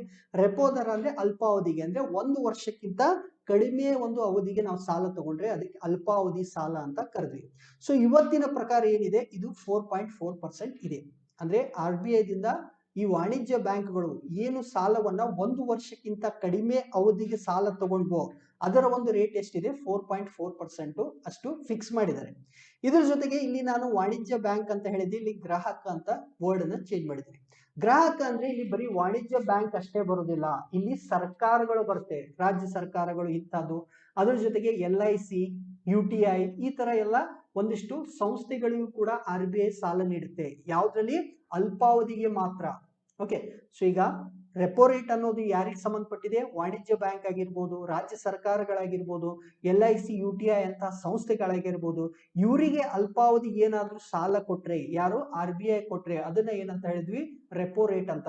ಯಾವ ಬಡ್ಡಿ ದರಕ್ಕೆ ಸಾಲ ಕೊಡ್ತೋ ಅದಕ್ಕೆ ರೆಪೋ ದರ ಅಂತ ಹೇಳಿದ್ವಿ. ಈಗ ಎಷ್ಟಿದೆ? 4.4% ಅಷ್ಟು ಇದೆ. ಓಕೆ, ಮುಂದೆ ಇದೇ ರಿವರ್ಸ್ ಆದ್ರೆ, ಈ ರೆಪೋ ರೇಟು ರಿವರ್ಸ್ ಆದ್ರೆ ಈಗ ಸಾಲ ಯಾರು ಕೊಡ್ಬೇಕು? ವಾಣಿಜ್ಯ ಬ್ಯಾಂಕು, ಸರ್ಕಾರ, LIC ದವ್ರು ಸಾಲ ಯಾರಿಗೆ ಕೊಡ್ಬೇಕು? RBI ದವ್ರಿಗೆ ಕೊಟ್ರೆ ಇಲ್ಲಿ ರಿವರ್ಸ್ ಆಯ್ತು. ರೆಪೋ ರೇಟ್ ನೋಡಿ, ಬ್ಯಾಂಕ್ ರೇಟ್ ಅಂದ್ರೇನು? ಬ್ಯಾಂಕ್ಗಳಿಗೆ ಸಾಲ ದೀರ್ಘಾವಧಿ ಕೊಟ್ರು ಅದನ್ನ ರೆಪೋ ರೇಟ್ ಅಂತ ಹೇಳಿದ್ವಿ, ಸಾರಿ ಬ್ಯಾಂಕ್ ದರ ಅಂತ ಹೇಳಿದ್ವಿ. ಇನ್ನು ಅಲ್ಪಾವಧಿ ಕೊಟ್ರೆ ಅದನ್ನ ಏನಂತ ಹೇಳ್ತಿದ್ವಿ? ರೆಪೋ ರೇಟ್ ಅಂತ ಹೇಳ್ತಿದ್ವಿ. ದೀರ್ಘಾವಧಿಗೆ ಬಂದ್ರೆ ಬ್ಯಾಂಕ್ ರೇಟು, ಅಲ್ಪಾವಧಿಗೆ ಬಂದ್ರೆ ಯಾರು? ರೆಪೋ ರೇಟ್ ಅಂತ ಹೇಳ್ತಿದ್ವಿ. ಓಕೆ, ಸೊ ಈಗ ಎರಡೂ ಕಡೆ ಸಾಲ ಕೊಡ್ತಿರೋದು ಯಾವುದು? RBI ನೇ ಕೊಡ್ತಾ ಇದೆ ಮೇಲಿನ 2 ಪ್ರಕರಣಗಳಲ್ಲಿ. ಈಗ RBI ಏನಾದ್ರೂ ಸಾಲವನ್ನ ತಗೊಂಡ್ರೆ, ಓಕೆ, ಸೊ ಈಗ RBI ಗ್ರಾಹಕರು, RBI ಗೆ ಗ್ರಾಹಕರು ಏನಾದ್ರೂ ಸಾಲವನ್ನ ಕೊಟ್ರೆ ಅದನ್ನ ರಿವರ್ಸ್ ರೆಪೋ ರೇಟ್ ಅಂತ ಹೇಳ್ತೀವಿ. ಇಲ್ಲ ಸಾಲ ತಗೊಳ್ಳೋರು ಯಾರು? RBI ದವರು. ಯಾರಿಂದ? ತನ್ನ ಗ್ರಾಹಕರಿಂದ. ಓಕೆ, ಸೊ RBI ಗೆ ಸಾಲ ನೀಡೋದು ಯಾರು ನೀಡ್ತಿದ್ದಾರೆ? ಒಂದು ವಾಣಿಜ್ಯ ಬ್ಯಾಂಕುಗಳಾಗಿರ್ಬೋದು, ಅಥವಾ ಸರ್ಕಾರಗಳಾಗಿರ್ಬೋದು, ಅಥವಾ LIC, UTI ಅಂತಹ ಕೆಲವೊಂದಿಷ್ಟು ಸಂಸ್ಥೆಗಳು ಸಾಲ ನೀಡಿದ್ರೆ, ಯಾರಿಗೆ? RBI ನೀಡಿದ್ರೆ ಅದನ್ನ ರಿವರ್ಸ್ ರೆಪೋ ದರ ಅಂತ ನಾವು ಕರಿತೀವಿ. ಅದ್ರ ಜೊತೆಗೆ CRR ಅನ್ನೋದನ್ನ ಸ್ಟಾರ್ಟಿಂಗ್ ಅಲ್ಲಿ ಸ್ವಲ್ಪ ಹೇಳಿದೆ. ಈಗ ಬ್ಯಾಂಕಿಗೆ ಏನ್ ಬಂತಪ್ಪ? 100 ರೂಪಾಯಿ ಬಂತು. ಯಾರೋ ಹೋಗಿ ಒಬ್ರು ಡೆಪಾಸಿಟ್ ಮಾಡಿದ್ರು. ಆ ಡೆಪಾಸಿಟ್ ಮಾಡಿದ್ರಲ್ಲಿ 100 ರೂಪಾಯಿನೂ ಬೇರೆ ಒಬ್ಬ ವ್ಯಕ್ತಿಗೆ ಲೋನ್ ಆಗಿ ಕೊಡುವಂತಿಲ್ಲ. ಅದರಲ್ಲಿ 4.5% ಅನ್ನ, 4 ರೂಪಾಯಿ 50 ಪೈಸೆಯನ್ನ ಯಾರಿಗೆ ಠೇವಣಿಯಾಗಿಡಬೇಕು? RBI ಜೊತೆಗೆ, ಭಾರತೀಯ ರಿಸರ್ವ್ ಬ್ಯಾಂಕಿನ ಜೊತೆಗೆ ಠೇವಣಿಯಾಗಿ ವಾಣಿಜ್ಯ ಬ್ಯಾಂಕ್ಗಳು ಇರಬೇಕು. 100 ರೂಪಾಯಿ ಬಂತಾ? ನೀವೊಂದು ಬ್ಯಾಂಕ್ ಇದ್ದೀರಾ, ನಿಮ್ಮ ಹತ್ರ ಒಬ್ರು 100 ರೂಪಾಯಿ ಬಂದು ಕೊಟ್ರ, ಸೊ ಕೊಟ್ಟ ತಕ್ಷಣ ಅದನ್ನ ಮತ್ತೊಬ್ಬರಿಗೆ ಸಾಲ ಅಂತ ಕೊಡಬಾರ್ದು. ಅದರಲ್ಲಿ 4.5 ರೂಪಾಯಿನ ಯಾರಿಗೆ ಕೊಡಬೇಕು? RBI ಹತ್ರ ಡಿಪಾಸಿಟ್ ಮಾಡಬೇಕು ಅಂತ ಏನು ನಾವು ಕಂಡೀಷನ್ ಇಡ್ತೀವಲ್ಲ, ಅದಕ್ಕೆ ಕ್ಯಾಶ್ ರಿಸರ್ವ್ ರೇಷಿಯೋ ಅಥವಾ ನಗದು ಮೀಸಲು ಅನುಪಾತ ಅಂತ ಹೇಳ್ತೀವಿ. ಸೊ ಯಾಕೆ ಅವರು ಠೇವಣಿ ಇಟ್ಕೋತಾರ ಅಂತಂದ್ರೆ, ಮುಂದೆ ಈ ಬ್ಯಾಂಕ್ ಏನಾದ್ರು ದಿವಾಳಿ ಆದ್ರೆ ಈ ದುಡ್ಡಲ್ಲಿ ಅವರಿಗೆ ಕಂಪನ್ಸೇಷನ್ ಕೊಡೋದಕ್ಕೆ ಹೆಲ್ಪ್ ಆಗುತ್ತೆ ಅಂತ ಈ ತರ ನಾವು ಮಾಡಿದ್ದೀವಿ.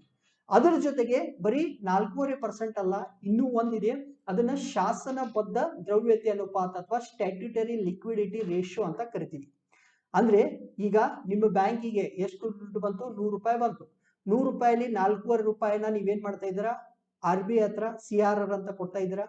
ಅದ್ರ ಜೊತೆಗೆ 18 ರೂಪಾಯಿಯಷ್ಟು, 18% ಅಂದ್ರೆ 18 ರೂಪಾಯಿ ಅಂತ ತಗೋಣ, 18 ರೂಪಾಯಿಯಷ್ಟು ಮೌಲ್ಯದ್ದು, ಅಷ್ಟು ರೂಪಾಯಿ ಮೌಲ್ಯದ್ದು ನೀವೇನ್ ಮಾಡಬೇಕು? ಸರ್ಕಾರಿ ಭದ್ರತೆಗಳನ್ನ ಅಥವಾ ಬಾಂಡ್ಗಳನ್ನ ಅಥವಾ ಚಿನ್ನವನ್ನ ಖರೀದಿ ಮಾಡಿ ನಿಮ್ಮ ಹತ್ರ ಇಟ್ಕೋಬೇಕು. ಸೊ ಅಂದ್ರೆ ಈಗ ನಿಮ್ಮ ಹತ್ರ ಯಾರೋ 100 ರೂಪಾಯಿ ಬಂದು ಡಿಪಾಸಿಟ್ ಇಡ್ತಾರೆ. ಇಟ್ಟ ಮೇಲೆ 4.5 ರೂಪಾಯಿನ ನೀವೇನ್ ಮಾಡ್ತೀರಾ? RBIಗೆ ಸಾಲ, ಸಾರಿ ಆ ಸಾಲ ಅಲ್ಲ, RBI ಹತ್ರ ಠೇವಣಿ ಇಡ್ತೀರಾ ದುಡ್ಡಿನ ರೂಪದಲ್ಲಿ. ಇನ್ನು ಅದೇ 100 ರೂಪಾಯಿಲಿ ಇನ್ನೂ 18 ರೂಪಾಯಿ, ಎಷ್ಟಾಯ್ತಿದು? 22.5 ರೂಪಾಯಿ ಆಯ್ತು. ಓಕೆ, ಸೊ 22.5 ರೂಪಾಯಿ ಆದ್ರೆ ಎಷ್ಟು ಉಳಿತು? 75, 70, 77 ರೂಪಾಯಿ 50 ಪೈಸೆ ಉಳಿತು. ಇಷ್ಟನ್ನೇ ನೀವು ಸಾಲ ಕೊಡಬೇಕು. ಯಾಕಂದ್ರೆ 4.5% ಏನಿದೆ? CRR ಇದೆ. ಮುಂದೆ 18% ಏನಿದೆ? SLR ಇದೆ. SLR ಅಂದ್ರೆ ಶಾಸನಬದ್ಧ ದ್ರವ್ಯತೆ ಅನುಪಾತ ಅಂತ. ಇದನ್ನ ಯಾವ ರೂಪದಲ್ಲಿ ಇಡಬೇಕಂದ್ರೆ, ಆ 15 ರೂಪಾಯಿ ಮೌಲ್ಯದ ಸರ್ಕಾರಿ ಭದ್ರತೆಗಳು, ಗೋರ್ಮೆಂಟ್ ಸಾಲ ತಗೊಂಡಿರುತ್ತೆ ಬಾಂಡ್ ಕೊಟ್ಟು, ಆ ಬಾಂಡ್ ಅನ್ನ ಖರೀದಿ ಮಾಡಿ ಅಂತ ಭದ್ರತೆಗಳನ್ನ, ಬಾಂಡ್ಗಳನ್ನ ತಗೊಳ್ಳಿ. ಇಲ್ಲ 18 ರೂಪಾಯಿದು ಚಿನ್ನ ತಗೊಂಡು ಇಟ್ಕೊಂಡ ಮೇಲೆ ಏನು ಉಳಿತಲ್ಲ, ಈ 72 ರೂಪಾಯಿ 50 ಪೈಸಾ, ಇದನ್ನ ನೀವು ಸಾಲ ಆಗಿ ಕೊಡ್ಬೇಕು. 100 ರೂಪಾಯಿ ಬ್ಯಾಂಕ್ಗೆ ಡೆಪಾಸಿಟ್ ಬಂದ್ರೆ 100 ರೂಪಾಯಿನೂ ಬೇರೆಯವರಿಗೆ ಸಾಲ ಕೊಡುವಂತಿಲ್ಲ. ಅದನ್ನ ನಾವೇನಂತ ಹೇಳ್ತೀವಿ? ಶಾಸನಬದ್ಧ ದ್ರವ್ಯತೆ ಅನುಪಾತ ಅಥವಾ SLR ಅಂತ ಹೇಳ್ತೀವಿ. ಸೊ ಅದರ ಜೊತೆಗೆ ಇನ್ನೊಂದೆರಡು ಕೆಲಸಗಳನ್ನ ಮಾಡುತ್ತೆ. ಇನ್ನೆರಡು 3 ಕೆಲಸಗಳನ್ನ, ಇದು 2 ಕೆಲಸಗಳನ್ನ ಈ ಒಂದು ಹಣಕಾಸು ನೀತಿಯಲ್ಲಿ ನಾವು ಹೇಳ್ತೀವಿ. ಒಂದೇನೆ ಅಂದ್ರೆ ಮಾರ್ಜಿನಲ್ ಸ್ಟ್ಯಾಂಡಿಂಗ್ ಫೆಸಿಲಿಟಿ ಅಂತ ಹೇಳಿ. ಮಾರ್ಜಿನಲ್ ಸ್ಟ್ಯಾಂಡಿಂಗ್ ಫೆಸಿಲಿಟಿ ಅಂತಂದ್ರೇನು? ಇದು ತುರ್ತು ಪರಿಸ್ಥಿತಿಯಲ್ಲಿ ಕೇವಲ ಈ ನೊಂದಿತ ವಾಣಿಜ್ಯ ಬ್ಯಾಂಕ್ಗಳಿಗಿರುವಂತಹ ಒಂದು ವಿಶೇಷವಾದಂತ ವ್ಯವಸ್ಥೆ. ಸೊ ಈಗ ಅನುಸೂಚಿತ ಅಥವಾ ನೊಂದಿತ ವಾಣಿಜ್ಯ ಬ್ಯಾಂಕ್ಗಳಿಗೆ ಎಮರ್ಜೆನ್ಸಿಯಾಗಿ ದುಡ್ಡು ಬೇಕಾಯ್ತು. ಸೊ ದುಡ್ಡು ಬೇಕಾದಾಗ ಅವರು SLR ಅಲ್ಲಿ ಏನು ಸೆಕ್ಯೂರಿಟಿಗಳನ್ನ ಖರೀದಿ ಮಾಡಿದ್ರು, SLR ಅಂತಂದ್ರೆ ಈ ಸರ್ಕಾರಿ ಭದ್ರತೆಗಳನ್ನ, ಬಾಂಡ್ಗಳನ್ನ ಅಥವಾ ಚಿನ್ನಗಳನ್ನ ಖರೀದಿ ಮಾಡಿದ್ರಲ್ಲ, ಈ 18 ರೂಪಾಯಿ ತಗೊಂಡು, ಆ 18 ರೂಪಾಯಿದ ಬಾಂಡ್ಸ್ ಅನ್ನ ಇಟ್ಟು, ಆ ಸೆಕ್ಯೂರಿಟೀಸ್ ಗಳನ್ನ ಇಟ್ಟು ಅಥವಾ ಚಿನ್ನವನ್ನ ಇಟ್ಟು ಸಾಲವನ್ನ ಪಡಿಬೇಕು. ಮತ್ತೆ ಯಾರಿಂದ? RBI ಇಂದ. ಇದು ಯಾರಿಗೆ? ಕೇವಲ ವಾಣಿಜ್ಯ ಬ್ಯಾಂಕ್ಗಳಿಗಿರುವಂತಹ ಒಂದು ವಿಶೇಷ ವ್ಯವಸ್ಥೆ. ಎಲ್ಲರಿಗೂ ಕೊಡಲ್ಲ ಇದನ್ನ. ಇದು ಕೊಡೋದು ಈ ಒಂದು ಮಾರ್ಜಿನಲ್ ಸ್ಟ್ಯಾಂಡಿಂಗ್ ಫೆಸಿಲಿಟಿ ಅಥವಾ ತುರ್ತು ಪರಿಸ್ಥಿತಿಯಲ್ಲಿ ಏನು ಹಣ ಬೇಕಾಗತ್ತೆ, ಯಾರಿಗೆ? ಈ ನೊಂದಿತ ವಾಣಿಜ್ಯ ಬ್ಯಾಂಕ್ಗಳಿಗೆ ಬೇಕಾಗತ್ತಲ್ಲ, ಅವರಿಗೆ ಕೊಡುವಂತಹ ಒಂದು ಕೆಲಸವನ್ನ RBI ಮಾಡುತ್ತೆ. ಯಾವುದನ್ನ ತಗೊಳುತ್ತೆ ಅವಾಗ? ಈ SLR ಕೋಟಾದಲ್ಲಿ, ಅಂದ್ರೆ ಸ್ಟ್ಯಾಟ್ಯೂಟರಿ ಲಿಕ್ವಿಡ್ ರೇಷಿಯೋದಲ್ಲಿ ಇರುವಂತಹ ಸರ್ಕಾರಿ ಭದ್ರತೆ, ಸರ್ಕಾರದ ಬಾಂಡ್ಗಳು ಅಥವಾ ಚಿನ್ನವನ್ನು ಇಟ್ಟು ಇಲ್ಲಿ ಇವರು ದುಡ್ಡನ್ನ ತಗೋಬಹುದು. ಸೊ ಈಗಿನ ಪ್ರಕಾರ ಈ ಮಾರ್ಜಿನಲ್ ಸ್ಟ್ಯಾಂಡಿಂಗ್ ಫೆಸಿಲಿಟಿ ರೇಟ್ ಎಷ್ಟಿದೆ? 4.65% ಅಷ್ಟಿದೆ. ಅದರ ಜೊತೆಗೆ ಯಾವಾಗಾದ್ರೂ ಹಣದುಬ್ಬರ ಆಗಕ್ಕೆ ಸ್ಟಾರ್ಟ್ ಆಯ್ತು, ಹಣದುಬ್ಬರ ಆಗ್ತಿದೆ ಅಂದ್ರೆ ಜನರ ಹತ್ರ ದುಡ್ಡಿದೆ ಅಂತ RBI ತಿಳ್ಕೊಳತ್ತೆ. ಸೊ ಈಗ ಬೆಲೆ ಏರ್ತಾ ಇದೆ ಅಂತಂದ್ರೆ ಜನರ ಹತ್ರ ದುಡ್ಡಿದೆ ಅಂತ RBI ತಿಳ್ಕೊಳತ್ತೆ. ಈ ದುಡ್ಡನ್ನ ಯಾವ ರೀತಿ ಕಡಿಮೆ ಮಾಡಬೇಕು ಅಂತ ಬಂದಾಗ ಇವ್ರು ಏನ್ ಮಾಡ್ತಾರೆ? RBI ದವರು ಈ ಸರ್ಕಾರದ ಏನು ಭದ್ರತೆ ಅಥವಾ ಸರ್ಕಾರದ ಬಾಂಡ್ಗಳೇನಿರ್ತಲ್ಲ, ಆ ಬಾಂಡ್ಗಳನ್ನ ಏನ್ ಮಾಡಿತ್ತು? ಬ್ಯಾಂಕ್ಗಳಿಗೆ ಅಥವಾ ಹೊರಗಡೆ ಮಾರಾಟ ಮಾಡುತ್ತೆ. ಸೊ ಇಲ್ಲಿ ಬಾಂಡ್ಗಳನ್ನ ಮಾರಾಟ ಮಾಡಿದಾಗ ಅದಕ್ಕೆ ಪ್ರತಿಯಾಗಿ ದುಡ್ಡು ಯಾರ ಹತ್ರ ಹೋಯ್ತು? RBI ಹತ್ರ ಹೋಯ್ತು. ಸೊ ಹೀಗೆ ಜನರ ಹತ್ರ ದುಡ್ಡು ಕಡಿಮೆ ಆಯ್ತು. ಸೊ ಜನರ ಹತ್ರ ದುಡ್ಡು ಕಡಿಮೆ ಆಯ್ತು. ಇನ್ನು ಜನರ ಈ ಬೆಲೆಗಳ ರೇಟು ಇಳಿಯೋದಕ್ಕೆ ಸ್ಟಾರ್ಟ್ ಮಾಡಿದ್ರೆ ಅವಾಗ ಏನ್ ಮಾಡುತ್ತೆ, ಇದು ಜನರಿಂದ ಈ ಸರ್ಕಾರದ ಬಾಂಡ್ಗಳನ್ನ ತಗೊಂಡು ಜನರಿಗೆ ದುಡ್ಡು ಹೋಗ್ಲಿ ಅಂತ ಹೇಳಿ. ಸೊ ಇಲ್ಲಿ ಏನಂತಂದ್ರೆ ಸಪೋಸ್ ಬೆಲೆ ಏರಿಕೆ ಆಗ್ತಿದೆ ಅಂದ್ರೆ ಜನರ ಹತ್ರ ದುಡ್ಡು ಜಾಸ್ತಿ ಇದೆ ಅಂತ. ದುಡ್ಡು ಜಾಸ್ತಿ ಇದ್ದಾಗ ನಾವೇನ್ ಕೊಡ್ಬೇಕು, ಸರ್ಕಾರದ ಭದ್ರತೆಗಳನ್ನ ಇವರಿಗೆ ಮಾರಾಟ ಮಾಡೋದು. ಸೊ ಇವ್ರಿಗೆ ಮಾರಾಟ ಮಾಡ್ತಿದ್ವಿ, ಒಂದು ಪೇಪರ್ ಅನ್ನ ಕೊಟ್ಟು ಅವರಿಂದ ದುಡ್ಡು ತಗೊಳ್ತಿದ್ವಿ. ದುಡ್ಡು ಯಾರಿಗೆ ಹೋಗುತ್ತೆ, ದುಡ್ಡು RBI ಹತ್ರ ಹೋಗುತ್ತೆ. ಸೊ ಅದಕ್ಕೆ ನಾವು ಓಪನ್ ಮಾರ್ಕೆಟ್ ಆಪರೇಷನ್ ಅಂತ ಹೇಳ್ತೀವಿ. ಇದರ ರಿವರ್ಸ್ ಕೂಡ ಮಾಡುತ್ತೆ, ಅಂದ್ರೆ ಸರ್ಕಾರ ಭದ್ರತೆನ ಖರೀದಿ ಮಾಡೋದು ಮಾರಾಟ ಮಾಡೋದು. ಖರೀದಿ ಯಾವಾಗ ಮಾಡುತ್ತೆ ಅಂದ್ರೆ ಯಾವಾಗ ಬೆಲೆಗಳ ಒಂದು ರೇಟ್ ಇಳಿಯಕ್ ಸ್ಟಾರ್ಟ್ ಆಯ್ತು ಅವಾಗ ಏನ್ ಮಾಡುತ್ತೆ, ಬಾಂಡ್ಗಳನ್ನ ಖರೀದಿ ಮಾಡುತ್ತೆ. ಸೊ ಬಾಂಡ್ ಖರೀದಿ ಮಾಡಿದ್ರೆ ದುಡ್ಡು ಯಾರಿಗೆ ಬರುತ್ತೆ, ದುಡ್ಡು ಜನರಿಗೆ ಸಿಗುತ್ತಂತ. ಸೊ ಇದನ್ನೇ ನಾವು ಓಪನ್ ಮಾರ್ಕೆಟ್ ಆಪರೇಷನ್ ಅಂತ ಹೇಳ್ತೀವಿ. ಓಪನ್ ಮಾರ್ಕೆಟ್ ಆಪರೇಷನ್ ಅಥವಾ ಮುಕ್ತ ಮಾರುಕಟ್ಟೆ ಕಾರ್ಯಾಚರಣೆ ಅಂದ್ರೆ ಏನಲ್ಲ, ಇಲ್ಲಿ RBI ಏನ್ ಮಾಡುತ್ತೆ, ಸರ್ಕಾರಿ ಭದ್ರತೆಗಳನ್ನ ಖರೀದಿಸುತ್ತೆ ಅಥವಾ ಮಾರಾಟ ಮಾಡುತ್ತೆ. ಯಾವಾಗ ಖರೀದಿ ಮಾಡುತ್ತೆ ಅಂತಂದ್ರೆ ಯಾವಾಗ ಬೆಲೆ ಇಳಿತಾ ಇದೆಯೋ ಅವಾಗ ಖರೀದಿಸುತ್ತೆ. ಸೊ ಬಾಂಡ್ ಅನ್ನ ನಾನು ಖರೀದಿಸ್ತಿದ್ದೀನಿ ಅಂದ್ರೆ ನಿಮ್ಗೆ ದುಡ್ಡು ಕೊಡ್ತಾ ಇದ್ದೀನಿ. ಮಾರಾಟ ಯಾವಾಗ ಮಾಡುತ್ತೆ ಅಂದ್ರೆ ಯಾವಾಗ ಬೆಲೆಗಳು ಏರುತ್ತೆ. ಸೊ ನಾನು ಬಾಂಡ್ ಅನ್ನು ನೀವು ಮಾರಾಟ ಮಾಡ್ತಿದ್ದೀನಿ ಅಂದ್ರೆ ನಿಮ್ಮ ಹತ್ರ ಒಂದು ಬಾಂಡ್ ಕೊಟ್ಟೆ, ಆ ಬಾಂಡ್ ಅನ್ನು ನೀವು ಇಟ್ಕೊಳ್ಳಿ, ಇಷ್ಟು ದಿವಸ ಆದ್ಮೇಲೆ ಅದಕ್ಕೆ ಬಡ್ಡಿ ಕೊಡ್ತೀನಿ ಅಂತ ಹೇಳಿ ನಿಮ್ಮಿಂದ ದುಡ್ಡನ್ನ ನಾನು ಇಸ್ಕೊಳ್ತಿದ್ದೀನಿ. ಸೊ ಹೀಗೆ ಮಾಡೋದನ್ನ ನಾವು ಮುಕ್ತ ಮಾರುಕಟ್ಟೆ ಕಾರ್ಯಾಚರಣೆ ಅಂತ ಹೇಳ್ತಿದ್ವಿ. ಓಕೆ, ಸೊ ಇದೆಲ್ಲ ನೋಡಿದ್ವಿ ಮಾನಿಟರಿ ಪಾಲಿಸಿ ಅಂತ ಯಾವ್ಯಾವ ಉಪಕರಣಗಳನ್ನು ಮಾಡುತ್ತೆ ಅನ್ನೋದು ಇನ್ನೊಂದ್ಸರಿ ನೋಡಿ, ಇದನ್ನ ಮುಗಿಸೋಣ. ಈಗ ಸಾಲ ಕೊಡಬೇಕು ಯಾರು, RBI ದವರು. ಯಾರಿಗೆ, ವಾಣಿಜ್ಯ ಬ್ಯಾಂಕ್ದವರಿಗೆ. 1 ವರ್ಷಕ್ಕಿಂತ ಹೆಚ್ಚಿಗೆ ಕೊಟ್ರೆ ಅದಕ್ಕೆ ದೀರ್ಘಾವಧಿ ಅಂತ ಹೇಳ್ತೀವಿ. ಅಂತ ಒಂದು ಸಾಲದ ದರಕ್ಕೆ ಬ್ಯಾಂಕ್ ರೇಟ್ ಅಂತ ಹೇಳಿದ್ವಿ. ಸಾಲ ಕೊಡ್ತಿರೋರು ಯಾರು, RBI ದವರು. ಯಾರಿಗೆ ಕೊಡ್ತಿದ್ದಾರೆ, ವಾಣಿಜ್ಯ ಬ್ಯಾಂಕ್ಗಳಿಗೆ. ಎಷ್ಟು ಅವಧಿಯೊಳಗೆ, ದೀರ್ಘಾವಧಿ ಕೊಡ್ತಿದ್ದಾರೆ, ಅಂದ್ರೆ 1 ವರ್ಷಕ್ಕಿಂತ ಹೆಚ್ಚು ಕೊಡ್ತಿದ್ದಾರೆ, ಅದು ಬ್ಯಾಂಕ್ ದರ ಆಯ್ತು. ಎಷ್ಟಿದೆ ಬ್ಯಾಂಕ್ ದರ, 4.65 ಈಗಿದೆ. ರೆಪೋ ರೇಟ್ ಅಂದ್ರೆ ಏನು, RBI ದವರೇ ಸಾಲ ಕೊಡ್ತಿದ್ದಾರೆ, ಬಟ್ ಯಾವುದಕ್ಕೆ, ಅಲ್ಪಾವಧಿಗೆ. ಇಲ್ಲಿ ಬರೀ ವಾಣಿಜ್ಯ ಬ್ಯಾಂಕ್ಗಳೆಲ್ಲ, ಇಲ್ಲಿ ಯಾರ್ಯಾರಿದ್ದಾರೆ ವಾಣಿಜ್ಯ ಬ್ಯಾಂಕ್ ಜೊತೆಗೆ ರಾಜ್ಯ ಸರ್ಕಾರಗಳು ಅಥವಾ ಕೇಂದ್ರ ಸರ್ಕಾರ ಪ್ಲಸ್ LIC UTI ಅಂತಹ ಒಂದಿಷ್ಟು ಜನರಿದ್ದಾರೆ. ಅವರಿಗೆ ಅಲ್ಪಾವಧಿಗೆ ಸಾಲ ಕೊಟ್ರೆ ಅದನ್ನ ರೆಪೋ ರೇಟ್ ಅಂತ ಕರೆದ್ವಿ. ಮುಂದೆ ರಿವರ್ಸ್ ರೆಪೋ ರೇಟ್ ಅಂದ್ರೆ ಇದ್ರ ಉಲ್ಟಾ. ಈಗ ಸಾಲ ಪಡಿತಿರೋರು ಯಾರು, RBI ಸಾಲ ಯಾರಿಂದ ಪಡಿತಾ ಇದೆ ಅಂತಂದ್ರೆ ವಾಣಿಜ್ಯ ಬ್ಯಾಂಕು, ರಾಜ್ಯಗಳು ಅಥವಾ LIC ಇಂದ. ಸೊ ಇಲ್ಲಿ RBI ಸಾಲ ಯಾರು ಕೊಡ್ತಿದ್ದಾರೆ, ಒಂದು ವಾಣಿಜ್ಯ ಬ್ಯಾಂಕ್ಗಳು. ಓಕೆ, ಸೊ ವಾಣಿಜ್ಯ ಬ್ಯಾಂಕ್ಗಳು ಸಾಲ ಕೊಡ್ತೀವಿ, ಅದ್ರ ಜೊತೆಗೆ ಸರ್ಕಾರಗಳು ಕೊಡ್ತಾ ಇದ್ದೇವೆ. ಅದ್ರ ಜೊತೆಗೆ ಮತ್ತೆ ಯಾರಿದ್ದಾರೆ, LIC UTI ಆದವರು RBI ಸಾಲ ಕೊಟ್ರೆ ಅದನ್ನ ರಿವರ್ಸ್ ರೆಪೋ ರೇಟ್ ಅಂತ ಕರಿತಿದ್ವಿ. ಈಗ ಎಷ್ಟಿದೆ, ಅದು 3.35% ಇದೆ. ಅದಾದ್ಮೇಲೆ ಬಂದಂತ ದುಡ್ಡು 100 ರೂಪಾಯಿ ಬಂತು ಬ್ಯಾಂಕಿಗೆ ಡಿಪಾಸಿಟ್ ಅಂತಂದ್ರೆ ಅದರಲ್ಲಿ 4.5 ರೂಪಾಯಿಯನ್ನ ಏನ್ ಮಾಡ್ಬೇಕು, RBIಗೆ ಠೇವಣಿ ರೂಪದಲ್ಲಿ ಅವರಿಗೆ ಕೊಡಬೇಕು. ಪ್ಲಸ್ SLR ಅಂತಂದ್ರೆ ಬಂದ 100 ರೂಪಾಯಿಲಿ 18 ರೂಪಾಯಿಯ ಭದ್ರತೆಗಳು, ಬಾಂಡ್, ಚಿನ್ನ ಯಾವುದಾದ್ರೂ ಒಂದನ್ನ ನೀವು ನಿಮ್ಮ ಹತ್ರ ಇಟ್ಕೊಳ್ಳಿ, ಅದನ್ನ ಸಾಲ ಕೊಡಬೇಡಿ ಅಂತ ಹೇಳಿ ಈ 18% ಅನ್ನು ಕೂಡ ಏನ್ ಮಾಡುತ್ತೆ, ಬ್ಯಾಂಕ್ಗಳು ಸಾಲವಾಗಿ ಕೊಡಲ್ಲ. ಅದನ್ನೇ ನಾವು ಸ್ಟ್ಯಾಟ್ಯೂಟರಿ ಲಿಕ್ವಿಡ್ ರೇಷಿಯೋ ಅಥವಾ ಶಾಸನಬದ್ಧ ದ್ರವ್ಯತೆ ಅನುಪಾತ ಅಂತ ಹೇಳ್ತೀವಿ. ಕೊನೆಗೆ ಮಾರ್ಜಿನಲ್ ಸ್ಟ್ಯಾಂಡಿಂಗ್ ಫೆಸಿಲಿಟಿ ಅಂತ ಒಂದು ವಿಶೇಷವಾದಂತ ಸೌಲಭ್ಯ ಇದೆ. ಯಾರಿಗಿದೆ ಅಂತಂದ್ರೆ ನೊಂದಿತ ಒಂದು ವಾಣಿಜ್ಯ ಬ್ಯಾಂಕ್ಗಳು ಇದೆ. ಇಲ್ಲಿ ಏನ್ ಮಾಡ್ತಾರ ಅಂತಂದ್ರೆ SLR ಅಲ್ಲಿ ಇದ್ದಂತಹ ಈ ಗೌರ್ಮೆಂಟ್ ಬಾಂಡ್, ಸೆಕ್ಯೂರಿಟೀಸು ಅಥವಾ ಏನು ಚಿನ್ನ ಇದೆಯಲ್ಲ ಅದನ್ನ ಅಡುವಾಗಿಟ್ಟು ಈ ನೊಂದಿತ ವಾಣಿಜ್ಯ ಬ್ಯಾಂಕ್ಗಳು ಏನ್ ಮಾಡ್ತಿದ್ದೇವೆ, ಸಾಲವನ್ನ RBI ದಿಂದ ಪಡೆಯುತ್ತೆ. ಅವರಿಗಿರುವಂತಹ ಒಂದು ವಿಶೇಷ ವ್ಯವಸ್ಥೆಗೆ ನಾವು ಮಾರ್ಜಿನಲ್ ಸ್ಟ್ಯಾಂಡಿಂಗ್ ಫೆಸಿಲಿಟಿ ಅಂತ ಕರಿತೀವಿ. ಇನ್ನು ಕೊನೆಯದಾಗಿ OMO ಅಂತಂದ್ರೆ ಸರ್ಕಾರದ ಭದ್ರತೆಗಳನ್ನ ಖರೀದಿ ಮಾಡೋದು, ಮಾರಾಟ ಮಾಡುವ ಒಂದು ಕ್ರಮಕ್ಕೆ ಮುಕ್ತ ಮಾರುಕಟ್ಟೆ ಕಾರ್ಯಾಚರಣೆ ಅಥವಾ ಓಪನ್ ಮಾರ್ಕೆಟ್ ಆಪರೇಷನ್ ಅಂತ ಹೇಳ್ತೀವಿ. ಸೊ ಇಲ್ಲಿ ಏನಾಗತ್ತಪ್ಪ ಅಂದ್ರೆ ಬೆಲೆ ಏರಿಕೆ ಆಗಕ್ ಸ್ಟಾರ್ಟ್ ಆದ್ರೆ, ಅವಾಗ ಬೆಲೆ ಏರಕ್ ಸ್ಟಾರ್ಟ್ ಆದ್ರೆ ಏನ್ ಮಾಡ್ಬೇಕು, ನಾವು ಬಾಂಡ್ಗಳನ್ನ ಅದು ಯಾವಾಗ ಬಾಂಡ್ಗಳನ್ನ ಇದು ಖರೀದಿ ಮಾಡುತ್ತೋ, ಸೊ ಬಾಂಡ್ ನ RBI ಖರೀದಿ ಮಾಡಿದ್ರೆ ದುಡ್ಡು ಯಾರಿಗೆ ಹೋಗುತ್ತೆ, ಜನರ ಹತ್ರ ಹೋಗುತ್ತೆ. ಅವಾಗ ಬೆಲೆಗಳು ಮತ್ತೆ ಏರಕ್ ಸ್ಟಾರ್ಟ್ ಆಗುತ್ತೆ. ಬಾಂಡ್ ನ RBI ದವರು ಮಾರಾಟ ಮಾಡಿದ್ರೆ ಈ ಬಾಂಡ್ ನ ಅವ್ರಿಗೆ ಕೊಟ್ವಿ, ನಮಗೆ ಏನ್ ಸಿಗ್ತಾ ಇದೆ, ನಮಗ್ ದುಡ್ಡು ಸಿಗ್ತಾ ಇದೆ. ಓಕೆ, ಸೊ ಈ ರೀತಿಯಾಗಿ ಏನ್ ಮಾಡುತ್ತೆ RBI ಓಪನ್ ಮಾರ್ಕೆಟ್ ಆಪರೇಷನ್ ಅಥವಾ ಮುಕ್ತ ಮಾರುಕಟ್ಟೆ ಕಾರ್ಯಾಚರಣೆಯನ್ನ ಮಾಡುತ್ತೆ. ಓಕೆ, ಸೊ ಈಗ ಈ ಒಂದು RBI ಬಗ್ಗೆ ಇಂಪಾರ್ಟೆಂಟ್ ವಿಷಯಗಳನ್ನ ನಾನು ಎಕ್ಸ್ಪ್ಲೇನ್ ಮಾಡಿದ್ದೀನಿ.